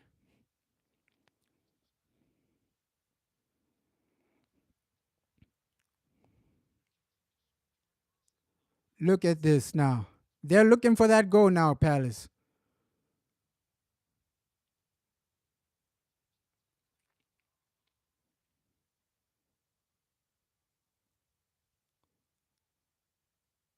First 40 minutes, the pressing was great, but now you can see the players are starting to gas out. That's why the pressing is reducing a bit. Second half, that will reduce a lot. So they'll gas out a lot in the second half. The pressing isn't the same now. The players are getting tired. Before, they would be pressing in situations like this. But you can see they're gassing out. Our players are gassing out. They can't press for 90 minutes. So that's why I was saying, while you still have the momentum, get a goal. So that it makes it easier. Palace are looking for a goal. But now, yeah, halftime. It was all Man United, right? That first half, at least the first 40 minutes. Towards the end, Palace tried to get a goal. But yeah, that first half, we created opportunities which we should have scored. Some of those chances we should have scored. Garnacho, you had two great chances. One hit the post, that was unlucky. The first one, it was a good save by Henderson. But you can see we're creating chances, but you have to score. If you don't score, these chances don't mean anything, right? People only remember the result. The result, at the end of the season, the result is the only thing that really matters. Because the result, it will determine, okay, whether you finish in top four, whether you finish in the Europa League, whether you actually go on and do something in the Premier League. So the result is the most important thing. The performance, I'm happy with the better performance. I'm happy that we're creating chances, but our attackers, they're not taking their chances, right? Zerski, you have a solo header as a striker. I expect you to be on target, at least be on target. But I have to give him credit for his link-up play. His link-up play is incredible. It's creating space. It's creating opportunities. But overall, you have to be a bit more clinical as a striker, Zerski, right? If I had to rate that first half, I would say 7 out of 10, right? 7, 6 out of 10. If we got a goal, it would have been 8, 9 out of 10. But now we don't have a goal, so I would rate that first half 7 out of 10. Mazraoui, he was comfortable. Most of our defenders were comfortable. Mazraoui, comfortable. De Ligt, he was comfortable. I would say first half, if Garnacho got a goal, he would have been the player of that first half. But the fact that he's missing some of these opportunities, I can say he was our best player there, right? I have to probably give it to De Ligt, right? Defensively, he was okay. He was helping the midfield. He was helping in corners. De Ligt, there were situations where he kept it simple. So he's been okay. De Ligt, Diego Dalot had nothing much to do in that first half. He's been okay. Our midfield, they've been okay, right? Our midfield has been okay. I just wanted a bit more chances. Bruno, right? We need you to create a bit more in the second half. Christian Eriksen, he's been okay. Kobe Mano, he's been okay, right? The team has been 7 out of 10. There's nobody that has been brilliant, that has been out of this world. So second half, the chance creation needs to improve, and you need to get a goal, right? If there's manager needs to bring in another striker to get a goal, I don't care how the team gets a goal. You just need that first goal, because if Palace with a corner, we know that they can score. Counter attack, you know that they're a threat. So overall, Palace, they only have 2 points this season, and they're looking for another point. If they get a point against Manchester United, that's massive for them. So our mindset should be, okay, let's prevent Crystal Palace from getting a point. Let's actually take the game to them. Let's actually get that first goal. Let's actually end the game by the 70th minute. By the 70th minute, at least you have a goal. But let's see what the manager does, right? If you don't have a goal by the 65th minute, we need some changes, right? We need some changes to actually impact the game. Amad Diallo, he's been a bit quiet, right? He was a bit quiet in that first half. I expect him to up his level. Obviously, he will. We know the type of player Amad is, right? He's the type of player, okay, he gives you a 6 out of 10 in most games. And that's comfortable. That's comfortable. 6 out of 10 is comfortable. But right now, our attacking players, we need a bit more. It's up to you, right? That the rest of the team, they're doing their job. The defense are doing their job. Midfield, they're creating opportunities, but not enough. But the thing that let us down in that first half is being clinical, not taking chances. And if Garnacho scored one of those two opportunities, we would have been 1-0 up. So first half, you can see the possession we have, that the shots, 19 shots. Oh, 9 shots, sorry. 9 shots on target. Or 4 shots on target, 9 shots overall. That's pretty good. We should have had at least one goal. So we're creating things. We're getting into position to score. But overall, that doesn't mean anything if you don't win the game. Right? It's a bit disappointing that we don't have that first goal. But you can see the opportunities we're creating, they're brilliant. That Alejandro Garnacho chance, they're showing it right now. He was one-on-one. That was a great pass. Look at that. Oh, you should have scored that. Garnacho, that first opportunity, you should have actually scored that. One-on-one, brother. That's the opportunity he's messed up, Garnacho. But overall, you can see that as the game goes by, the pressing is decreasing because they're gassing out. The players are gassing out. They're running out of energy. You saw how we won that ball back for the first Alejandro Garnacho opportunity. We won that ball by pressing. But now, second half, will the team be able to do that, to maintain that level, to maintain that energy? Garnacho, that was great, but we need to see that in the net. We need to see the ball in the net. We need a goal. We need a goal. It's nice creating opportunities. It's nice testing the goalkeeper, but if you don't score, it really doesn't mean anything. They're showing 2 great opportunities that Garnacho had. At least you should have scored 1. But overall, the attack, it's let us down in the first half. It's let us down. But you have to say, okay, during corners, he's a massive threat. Because we saw the set pieces he was having. The first one wasn't so threatening, but the second one, hey, you can see De Ligt, bro, aerially, this guy is different. He is different. But my main criticism is being clinical. Garnacho, you have to score that. Zerski, there was a header. Zerski was like clear. You have to at least get that header on target. You're a striker, brother. You are a striker. Yes, your link-up play is amazing, But if you're not scoring, it doesn't really mean anything, right? If the team isn't winning, if the team isn't scoring goals, good performances don't mean anything. We've had a good performance in the first half, but now you need to convert that into goals, convert that into wins, convert that into consistency. Because anything can happen, man.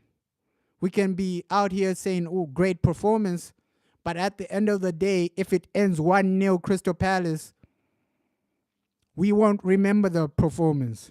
We'll only remember the result. So right now, get a goal so that you're a bit comfortable, so that you can at least relax and keep it simple. That first goal, it'll open up Crystal Palace so much because now they have to come out and play. The first half, you saw that they were just defensive. They were not really committing. They were not really trying to do anything. Towards the end of the first half, you saw Crystal Palace actually come out trying to test us, right? Eze, he had a chance towards the end. So you saw that their first half, they were okay with just sitting back and letting us play. But second half, I think that's going to change dramatically because our players, they'll be a bit more tired. That pressing will actually decrease massively. And we just need a goal. That's the bottom line. That's the main thing. Get a goal. That goal is massive. Come on, second half, we need something. Yeah, and if there's no goal by the 65th minute, make a change, Erik ten Hag. Make a change. Make a change. We want to see brilliant football, yes.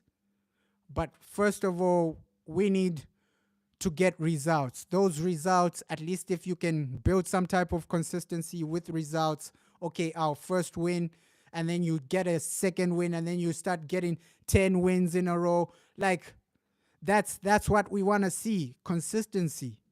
And that consistency only comes with players that take their chances, players that are clinical. Zerski, you need to be a bit more clinical in front of goal. Garnacho, you need to be a bit more clinical. Where's the Garnacho we saw in the Carabao Cup, right? Because that form you had in the Carabao Cup, you would have scored that. The first goal you scored in the Carabao Cup was like the same situation today, right? You're one-on-one, but then today his shot was saved by Henderson. You're facing a better keeper today, right? You're facing a better goalkeeper today. In the Carabao Cup, hey, it was all vibes, but now it's time to actually prove yourself, right? Can you guys get a goal? That's the problem. Our attack in a lot of situations let us down because right here we should have been saying, hey, 1-0 Man United, halftime. But right now we're saying, hey, can we get a goal?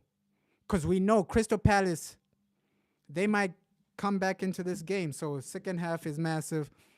The manager also change your tactics a bit, right? Tell Zerski to start making runs because there were situations where Christian Eriksen, he wants to make that pass, but Zerski, he's coming into the midfield. No, make a run so that you can get that through ball pass. You can get that pass from Eriksen. But it's been good. All we need is a goal. It was a good first half. It was just missing a goal, right? Good pressing. We're winning the ball back extremely well, recovering extremely well, creating good opportunities. But that goal, that clinical edge wasn't there. So second half, if you can improve all that, this team can win. We can win. And then next week, we focus on Tottenham. Next week, we focus on the Europa League, right? So right now, finish this job so that you can rest. Because next week, Europa, then Tottenham. It's a massive week next week. So right now, get over the line.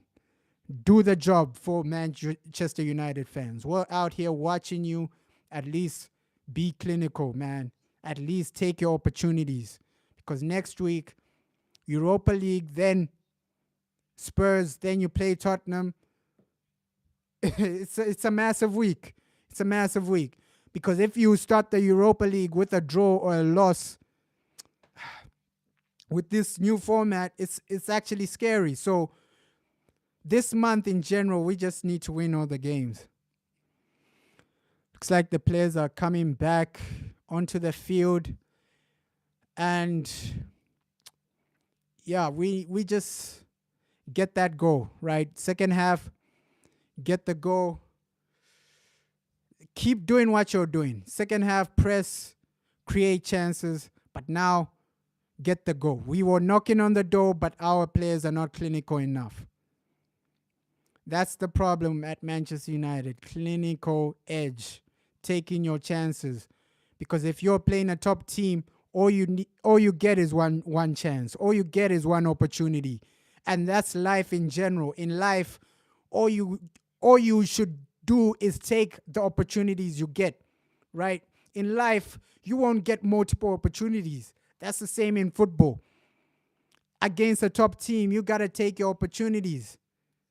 You got to take your opportunities, man. The Palace, second half. Here we go. Here we go. Here we go.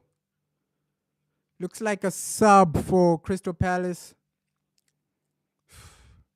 Do this for us, Man United. Do this for the fans. Right? Oh. Come on. Come on. Come on. Also need to get some food after this. Oh. Come on. Second half. We look. Oh, blow the whistle, ref. Start that second half in good fashion. Start that second half in great fashion. Come on. Sub for Palace. Come on, come on, come on. Yeah, the opportunities are there, but you need to be clinical.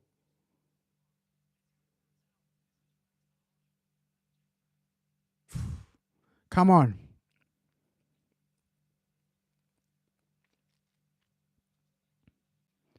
La la la la la la. Come on. Finally. Massive change for Palace. Massive change for Crystal Palace. Looks like an attacking change, man. So now it looks like second half, they know what they want to do.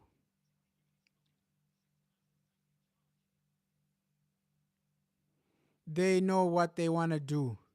Second half, they know what they want to do. Game on. Let's get that goal, United. Come on. Ooh. That is what we need. I'm shocked that Palace have made that change immediately at halftime. Double change at halftime. That's such substitution of intent. It's like they wanna actually take control of this game. The subs they've made shows me that they wanna take control of this game, Crystal Palace.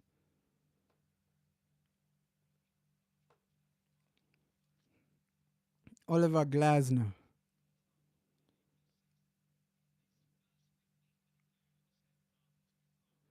Oh, guys, just start this second half with a positive.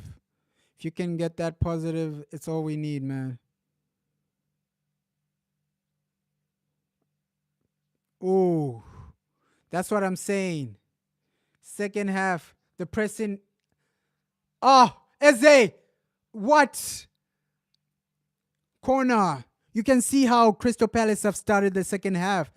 So I was saying in the first half, use the momentum while you still have it. And Eze, he's come to life, man. Look at the play from Crystal Palace. Oh. Wow, he tried to cut it back. He tried to cut it back, Eze. Defend this corner with your life.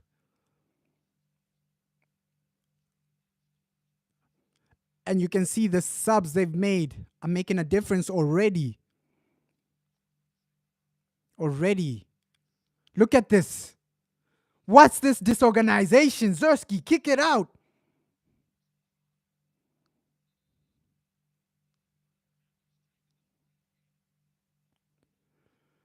Okay, free kick, man. Ish. We've started badly in the second half. We started badly, man. Oh, yeah, yeah, yeah.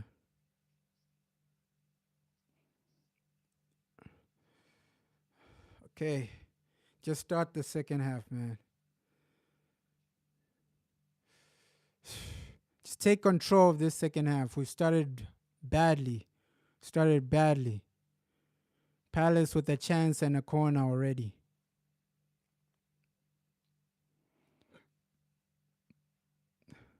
Oh, wow. That's what I'm saying. The players, they'll gas out.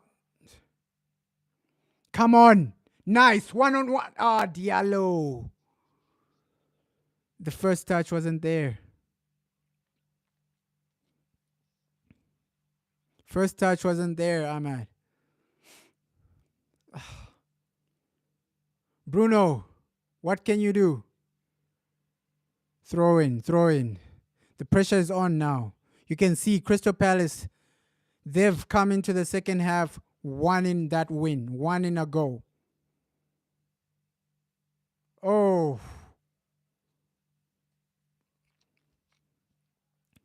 Mazraoui. Guys. Shaky, shaky, shaky.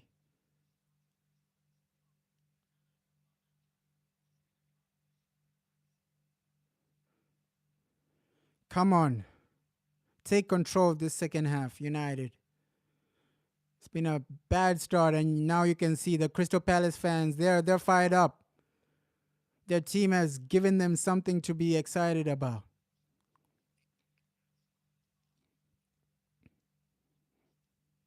And that's what you can expect from Palace, right? They'll make it hard, they'll make it tight, and they'll give you a fight.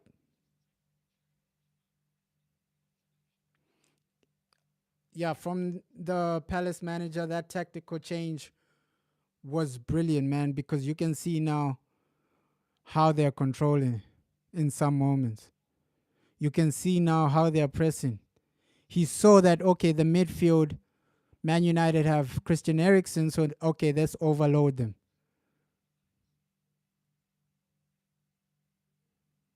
Damn. Come on, Ahmad. Diallo. Ooh. Ooh, corner, corner. That's what we want to see, man. That's what we want to see. Ahmed, nice. That's what we want to see, man. Deflected for a corner.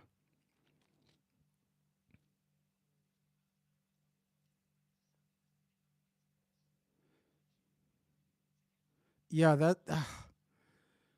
Yo, now I'm a bit scared. The second half, the way Palace are playing now. Oof. So any chance you get in the second half, you gotta take it. You gotta take it. Because now Palace are counter attack for Palace. Okay, that was a poor pass by Palace. You can see now it's a more 50-50 game in the second half. It's a more 50-50 game. Both teams are going for it. Before, Palace were just sitting back and defending, but now you can see the intent. They've upped their level. They've upped their level, and maybe that was their strategy. Let Manchester United gas out, and then second half will turn up. Maybe that was their strategy.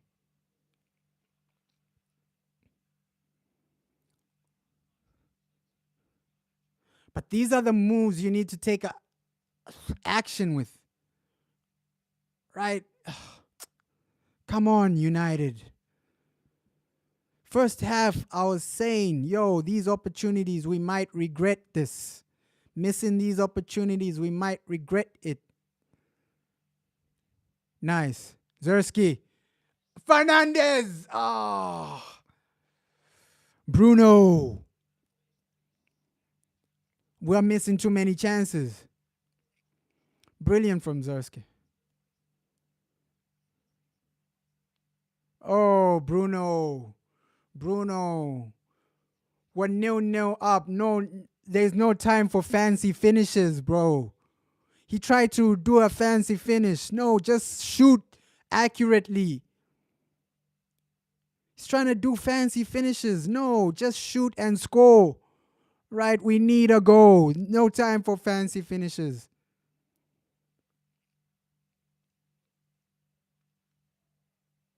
We need a goal. All these opportunities, you're going to remember them.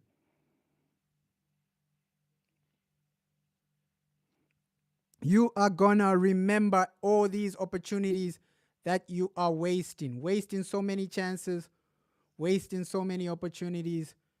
You need to take chances like this. You need to score those goals. You need to gain some advantage. Because Palace, they're going to make you regret this. They will make you regret these opportunities. That goal is a must.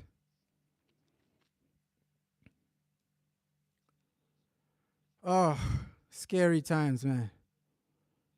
Because once it hits that 70th minute mark and it's still 0-0, yeah, that's when Palace have a realistic chance of getting a point in this game. Eze, man, he's causing us problems.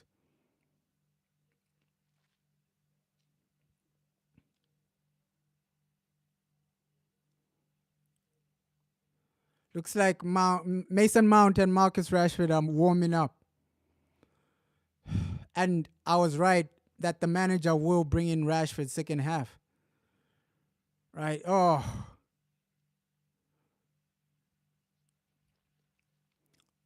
But we might need their energy. In this game, you can see some of our players are gassing out. So both players are warming up. Rashford, Mason Mount warming up. Come on.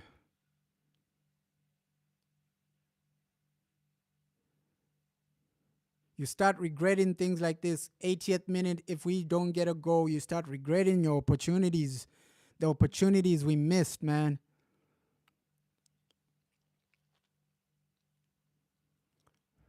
Nice. Bruno.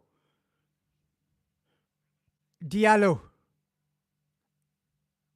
Nice. Oh, Bruno lost the ball. Nice. Delete. He's always there, man.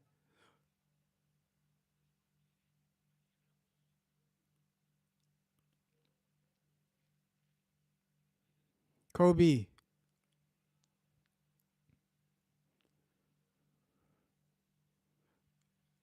Well, and you can see Palace, they just want that counter. That counter attack, they're really relying on that counter attack right now.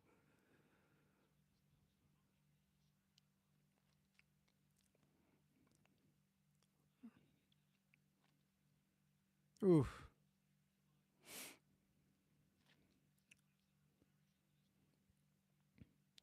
Come on.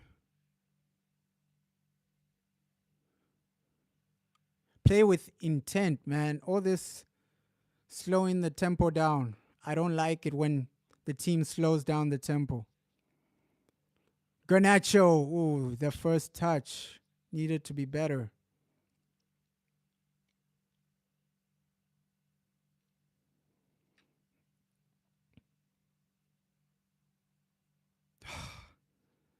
Guys, we've been dominating, but we need that goal. Look at this. Because these guys, they're playing for a draw. They'll be happy with a draw, man. Don't give them what they want. They want a point. Don't give Palace what they want. They want a result today. Oh, Mazraoui, calm, kept it in, but the pass wasn't good enough, man.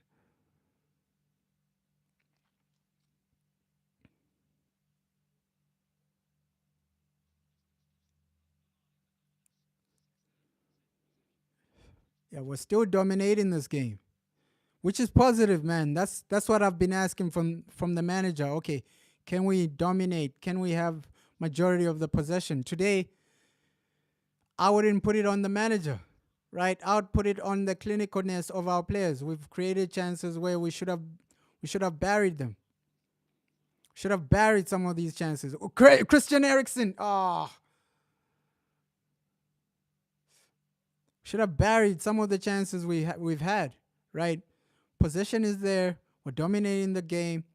Good performances, but yeah, the final stage isn't there, right? That final stage, that final. Come on, that was a poor pass. That was a poor pass, man. Rashford coming on.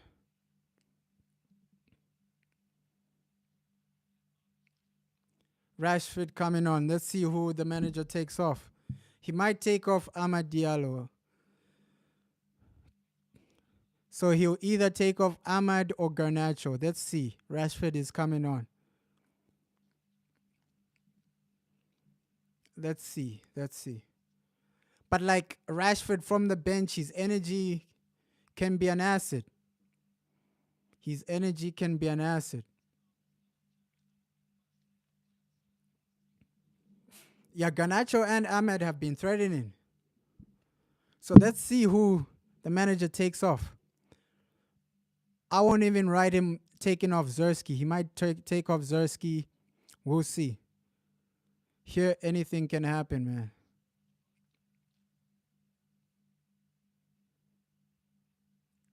Ooh, Rashford coming on. Eze. Is that a penalty? Nah, nah, nah, nah, nah, nah, nah, nah, nah, nah, nah, nah, nah, nah. These guys, they want anything to be a penalty. Nothing. That's not a penalty. You're just diving. You're just diving, brother. You're just diving. Look at that. Look at that. That's a genuine dive. I think a lot of fans will be happy if we just get the first goal, right? Get that first goal, and then there you can actually control the momentum of the game. After that goal, then you can be relaxed and say, okay, we're in a comfortable situation, we're controlling the game, and we have a goal. So it's just the goal that's missing today. Oh, I saw that pass, but it wasn't. Give it to all this complacent. Nice, nice, nice. Ahmad. Oh, good cross. Zersky, where are you?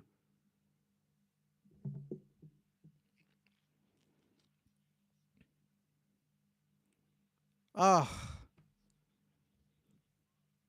throw in for United. So it looks like Zersky is coming off. Rashford coming on. So the manager wants to do what he did in the Europa League. Rashford as a striker. Oh, in the Carabao Cup, sorry. Rashford as a striker. Garnacho on the left. Ahmad on the right. Let's see. It was an okay game for Zersky, man. It was an okay game. His link up play was good. The only thing he needs to improve is like him as a striker, reading the game, right? Making those runs. That was lacking from Zersky and being a bit more clinical.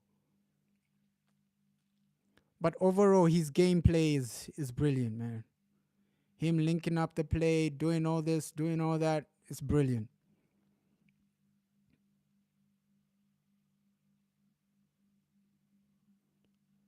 Palace, they'll be comfortable with a nil-nil, man. It's Man United, and they only have 2 points in the league.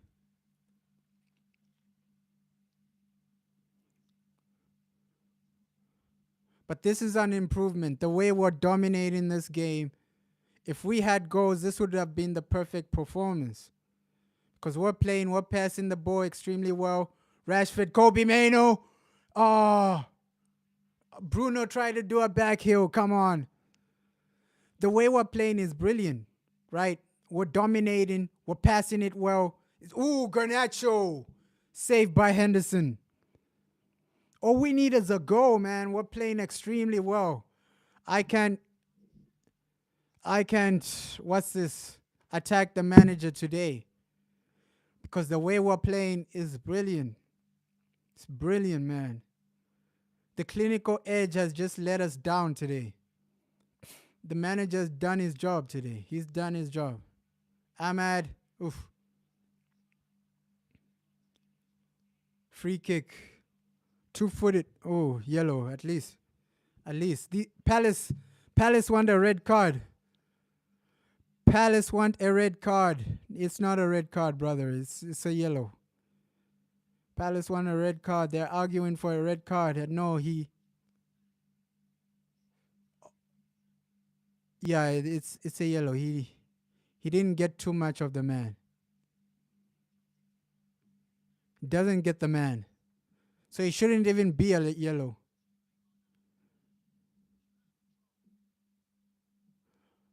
Okay, but that is dangerous play, Martinez.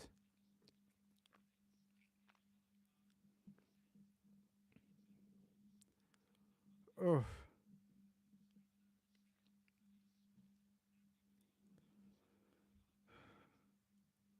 Okay. Oh. But we're playing well, passing it well. All we need is that goal. Get us that goal. I can't fault the manager today. We're dominating the game. Poor pass that. Poor pass that. Maybe his decision, the manager's decision to play Eriksen paid off, right? Because, two saves by Onana. Ha. Ha. And that's why we need you in moments like that. Andre Onana, well done, man. It shows you that, okay, yeah, he's still focused in this game. Even though we've barely had nothing to do, Onana is still focused. Ooh. 2 back-to-back saves, man. That's brilliant. Fair play to you, Andre Onana. Fair play to you. Back-to-back. Fair play to you. Wow, take a bow, Andre. Take a bow. Those are extremely hard saves to make. Look at that. Back-to-back. And he was actually on the ground, and then he had to rely on his reflexes to get up and save another one. Yo, that's class. That's class. That's a class save. Right? At least most keepers, they don't make those back-to-back saves. Maybe they make the first save, but the second save, the reflexes you have to actually make a back-to-back save like that, it's crazy. And you can see that the guy is massive, but because for you to get up from the ground and actually reach the ball for the second save, yo, you have to be massive for that.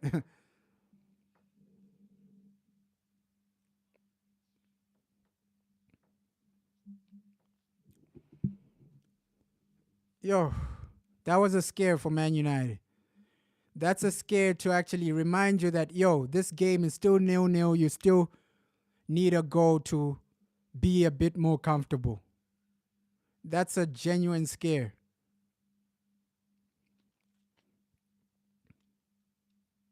That is a genuine scare for United.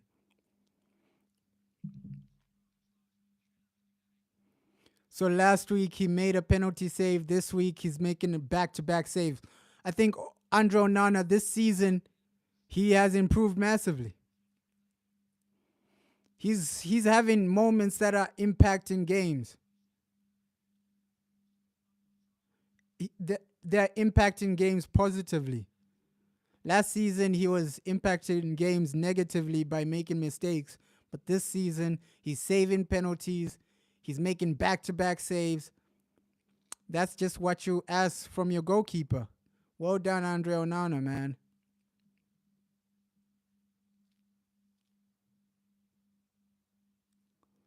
Oh, and if we don't get that goal, it'll be disappointing to end the game without a goal.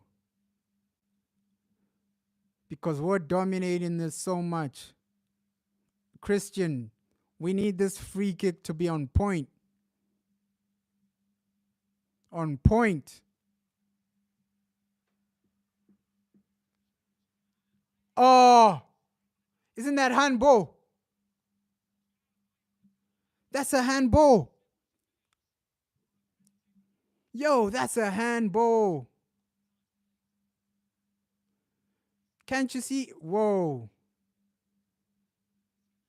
It does hit VAR. Where is VAR?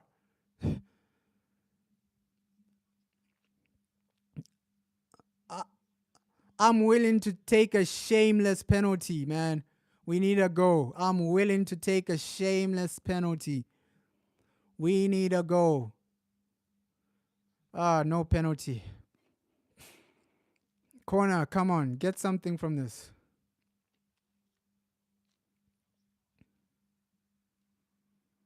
Ahmad.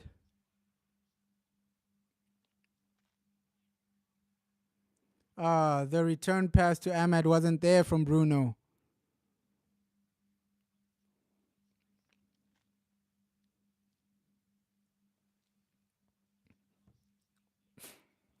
Think Bruno overall, he's not having the best game, right? He's been okay, but we expect a bit more. We expect a bit more. I think try bringing Mason Mount for Bruno.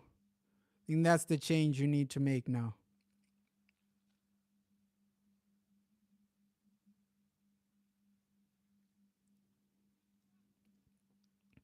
But saying that Bruno, he's the type of player that can get you like he can be having like an average game, but then turn up with like a brilliant goal. That's Bruno Fernandes for you.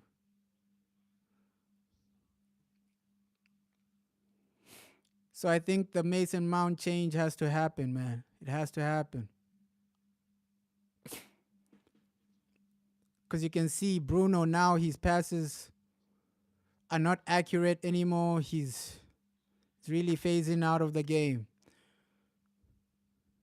He's phasing out of the game now.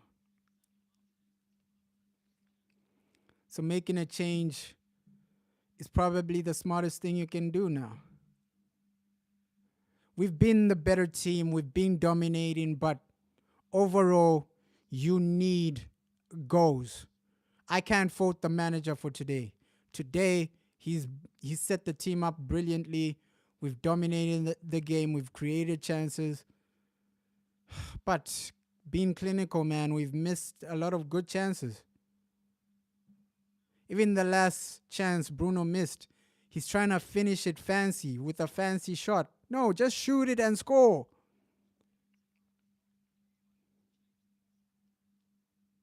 So right now, I can't blame the manager for anything, really. He set the team up properly. We've had chances to win the game. We've had chances to score. But the lack of clinical edge is actually costing us. And in the first half, when we were missing those chances, I was saying, hey, you'll remember these. You remember that. You remember this. Because now it's the 70th minute and you need a goal. Palace, they'll be happy with a 0-0. So push for that goal. Push for that goal. If you have to bring in Hoyland and Mount, then do it. We need a goal. I'm taking a goal regardless, right? Even if it's a penalty, I'll take it. I'll take it right now.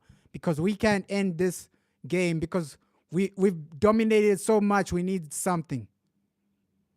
Eze. Palace. Oh my God, he's open. Eze. He missed. Thank God. Yo. Huh. Huh, that's what I'm saying. This game is still open. Huh, he was open, man. Look at that. Oh my God, he sent out Diego Dalot. He sent Diego Dalot on a. Oh my God. Oh my God. And you're gonna experience moments like that. Oh my God. We're dominating the game, but Crystal Palace will have chances like that. Oh my God, Eze, man. Thank God he missed. Thank God he missed. That's a scare. Another wake up call. Man United, this game is not over.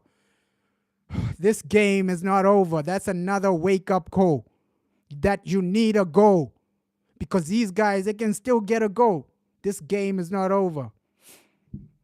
Oh my God. That's a proper scare. That's a proper wake up call. If Eze was on target, Crystal Palace would have been ahead. So these chances that we were missing, you can't really miss that. You're remembering all the chances you missed in the first half. You're remembering all the chances you've missed. Dominating the ball, but lack of clinical edge, man. It scares you. In the end, it will punish you. Looks like Hoyland and Ogate are coming on. After this corner, Ericsson, come on. Come on. That was a wake-up call, massive wake-up call. Yeah, you need a goal. We're pushing to the 80th minute, still no goal. You're just playing around. And that chance Bruno Fernandes missed where he's hitting it fancy. He wants to score fancy goals. No, brother, just hit it and score. Eze, thank God he missed. Thank God he missed, man. Oh, let me.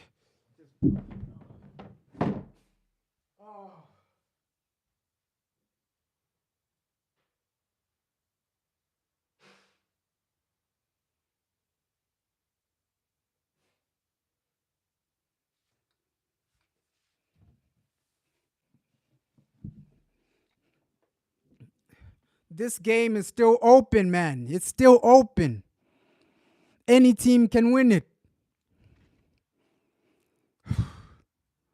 What? Come on.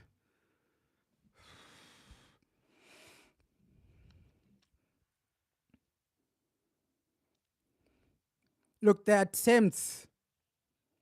It's more even in the second half. Hoyland and Ogarte coming on. Oh, come on, guys. 15 minutes left.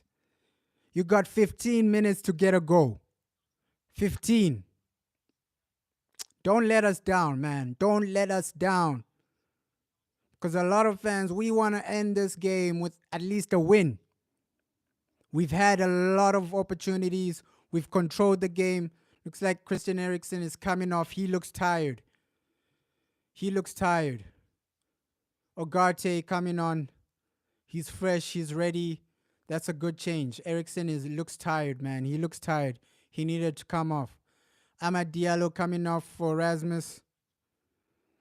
Looks like, okay, Garnacho on the right, Rashford on the left, and then Hoyland as the striker. Let's hope he can get a goal, man. Whoever gets a goal, I'm going to celebrate. Because we need this.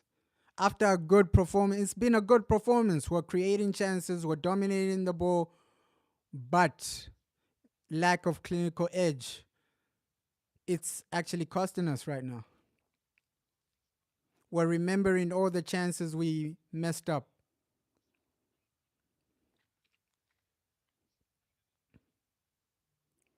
Oh, come on, United.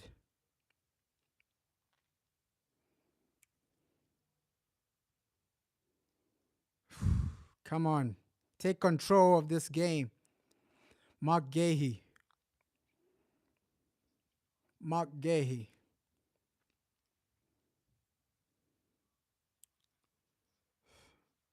Nice. I think Garnacho is better on the left.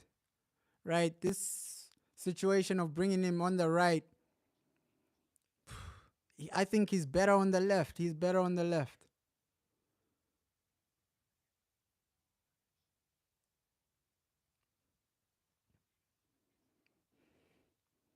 And this is a wake up call for the board that, hey, your attack is not complete.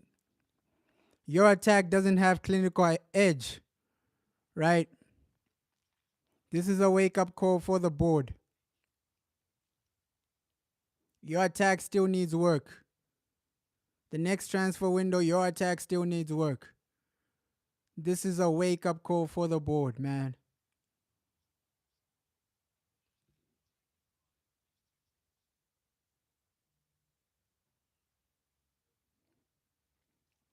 You can see now, Palace, they want that draw.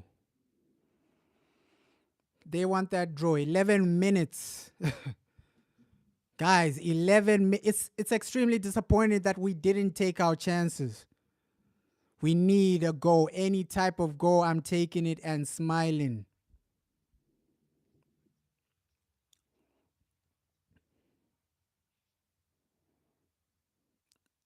Because if we don't get 3 points in this game, I'm writing off top 4. Because that's how good our opponents are. That's how consistent our opponents will be. Right? Liverpool, they're going to be consistent. Aston Villa, they might be more consistent than us. Look, another counter for Crystal Palace. Deal with this, Diego Dalot. He's never in his position.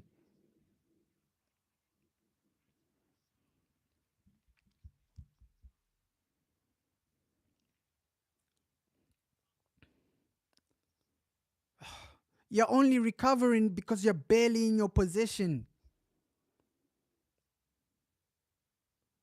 Diego. Maybe that's the instruction for the manager. You can see Diego Dalot. He's in the midfield. Look at him. He's in the midfield right now. Look at him, number 20. Diego Dalot. He's in the midfield. Maybe that's the instruction from the manager. But when there's a counterattack, that's dangerous, man. Your left back is in the midfield. That's dangerous, man. That's dangerous. Because you can see how Palace are trying to counter. They're trying to counter from that right-hand side. And you shouldn't give them any opportunity, not even a sniff. These counters that they're trying to do, they're aiming for the right side because they know Diego won't be in his position. Final 10 minutes, guys. Right now, we're remembering all the opportunities we missed.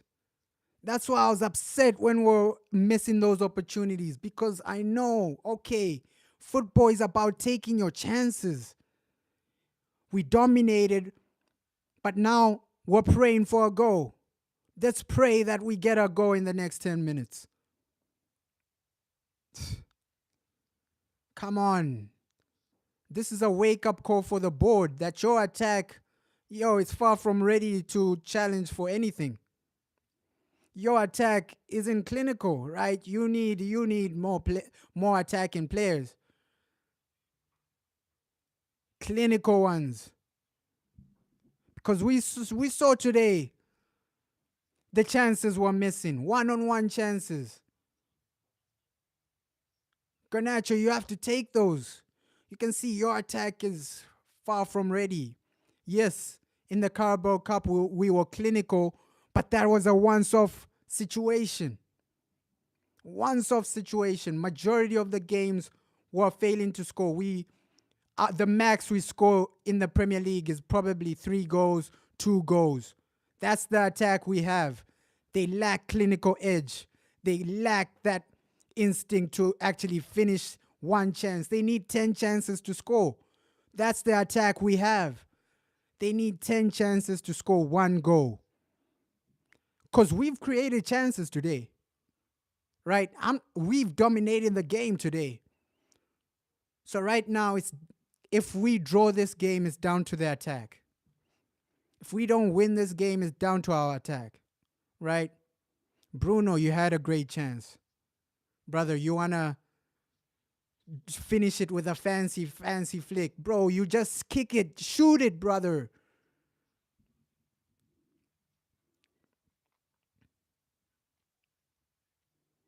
Because right now we're praying that we get a go. 8 minutes. Come on. Oh. 8 minutes, man. Let's hope the added time gives us some grace. Gives us some grace to get a goal. We need that goal. Stop. Why are you playing like this? Like we're already 1-0 up. Passing back to the goalie. Try and look for that attack.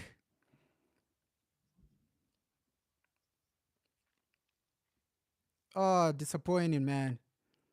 We played well, but we failed to take our chances. That's just so disappointing. And that's what I'm saying. Our rivals, they're a bit more consistent than we are, right? Liverpool, they're a bit more consistent than we are.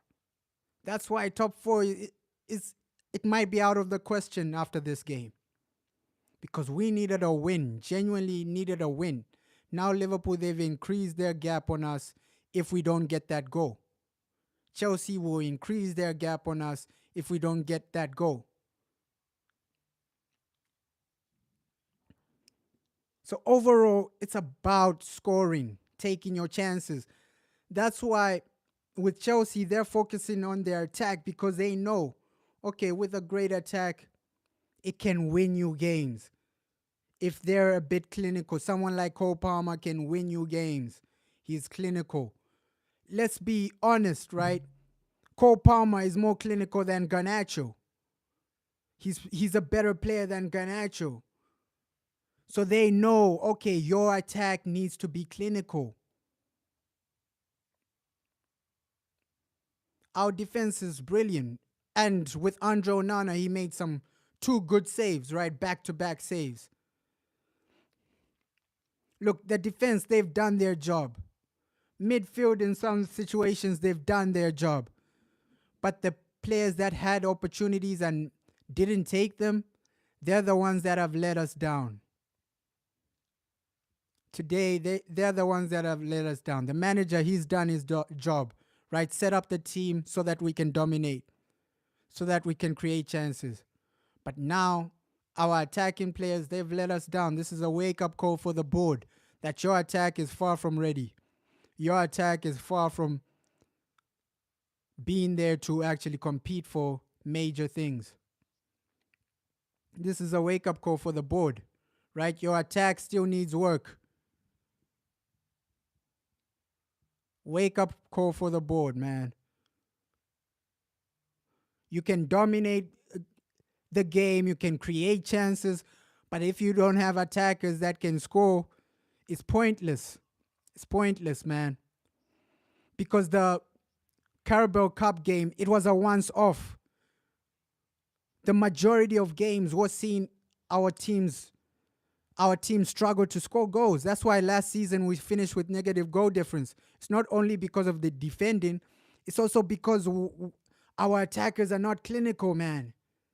So this is a massive wake-up call. Yeah, massive wake-up call. 3 minutes. We're still struggling, man. Get that goal. I don't care how the ball goes into the net. We just need these 3 points. Because the further you fall down, the harder it is to climb back, right? These early games in the Premier League, you got to take your opportunities.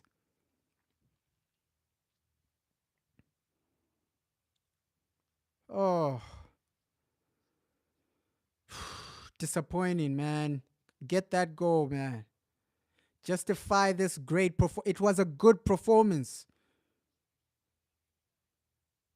The defense, it was a good performance. Our goalkeeper, he stepped up. Defense stepped up, but our attackers failing to finish your chances. right? Letting the whole team down after a good performance. We were dominating, creating chances, but the players that got chances, they failed to take it and let the team down overall. But we still have time, man. We still have time. Oh, that's what I was saying in the first half. Use these chances while you still have them. Take them. You don't wanna be in a situation last minute you're begging for a goal. Last minute you're begging to score. Because that's the situation. Now Crystal Palace, they know it's realistic to get a point. They know it's realistic. Okay, we only need to defend for 3 minutes and then we have a point. That's why it's so important to take your chances. You dominated, you did this, you did that, but it doesn't mean anything if you don't win the game. That's why, it's a wake-up call. The attackers, Ineos, you need to sort this out. You need to sort this out because sometimes you can set up a system where you dominate, but then if you don't have players to actually be clinical, it doesn't mean anything, right? In this game, I can't blame the manager because we've dominated. It's up to the players that missed the chances, right? Why did you miss? Why aren't you more clinical? One-on-one chance. Brother, you're supposed to be scoring that. Brother Zersky, your header is not even on target. What's going on? That's the situation. You can have a formation that dominates, but if you're not scoring, it doesn't really make sense.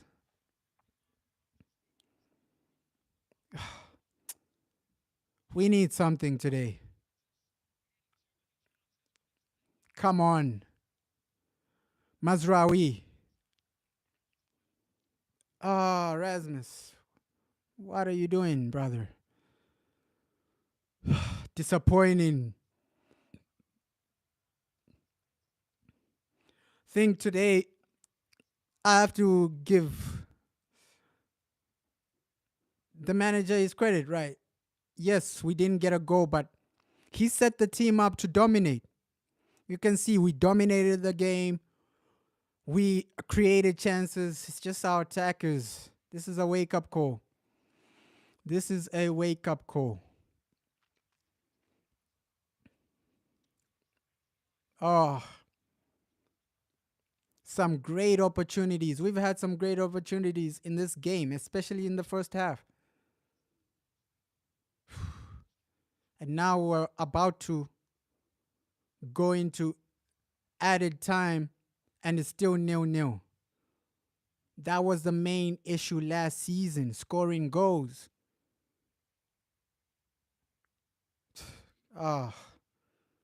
So that's why I was shocked when the transfer window closed and we didn't sign at least 2 attackers.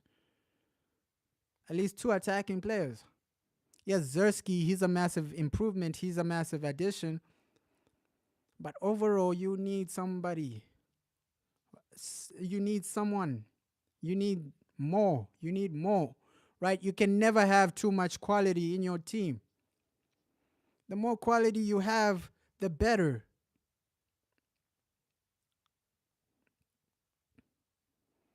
Oh, we're into the first minute of added time.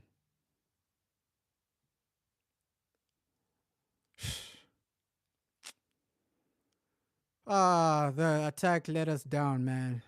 It's let us down. 0-0. It was an exciting game, right? We created chances. It wasn't that type of 0-0 where there were no chances. But it was a 0-0 where our players missed chances. That's the type of game it was today. Looks like we're into the last 2 minutes of added time. And Crystal Palace, ooh, corner for Palace. You can see their fans, they know they're getting something out of this game. Disappointing.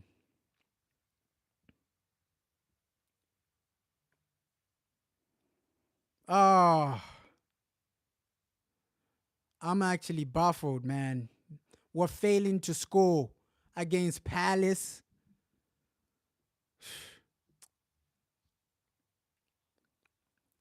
Yo, wake up call for the attacking players, man. It's a massive wake up call. The quality in attack is low. Massive wake up call. Come on, this is a foul, foul, foul. Martinez is down. Massive wake up call for United, man. Massive wake up call, right? I think we overrate our attacking players, man. This is a massive wake up call. Back to back seasons, they're failing to score goals. This is a massive wake up call. A lot of our attackers are inconsistent. This is a massive wake up call. That you don't have a consistent attacking player, not even one, that will turn up week in, week out. We don't even have one. Even someone like Erling Haaland, yes, Haaland, he's not the best to look at, right? The way he plays football, he's not the best at playing football, right? As a football player, his technical ability isn't there. But the chances Garnacho had, Haaland is scoring that. He's scoring that. The header, the free header Zersky had, Haaland is getting that on target.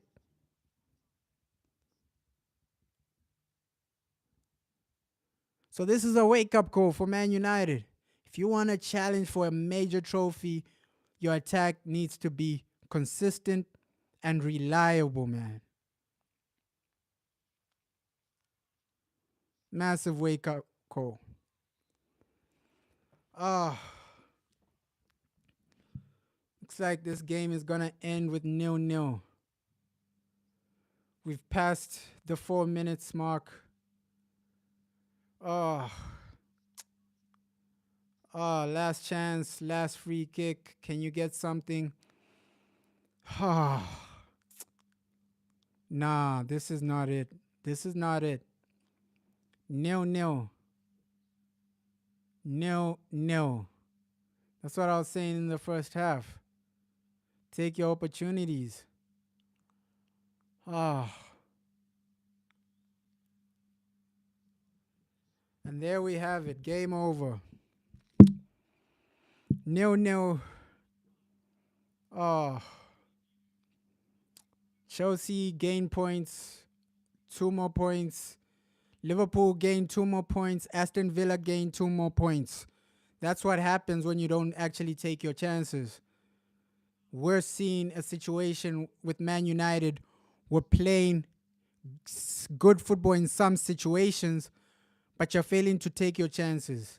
That 0-0 draw was down to our attacking players. The players that failed to take their opportunities. The players that failed to score the goals. That's down to you. We could have won this game if you scored those goals. That's why I was upset. Like, yo, why is he missing this? Why are you doing this so lackluster? Right now it's 0-0. We had a good performance, but people won't remember that because it's 0-0, right? You failed to win the game. Now Chelsea have an advantage. Now all these other rivals have an advantage. You're the only team chasing top four that hasn't won today. I think top four is done now. I think it's done because right now the inconsistency in the team is scary. It is scary.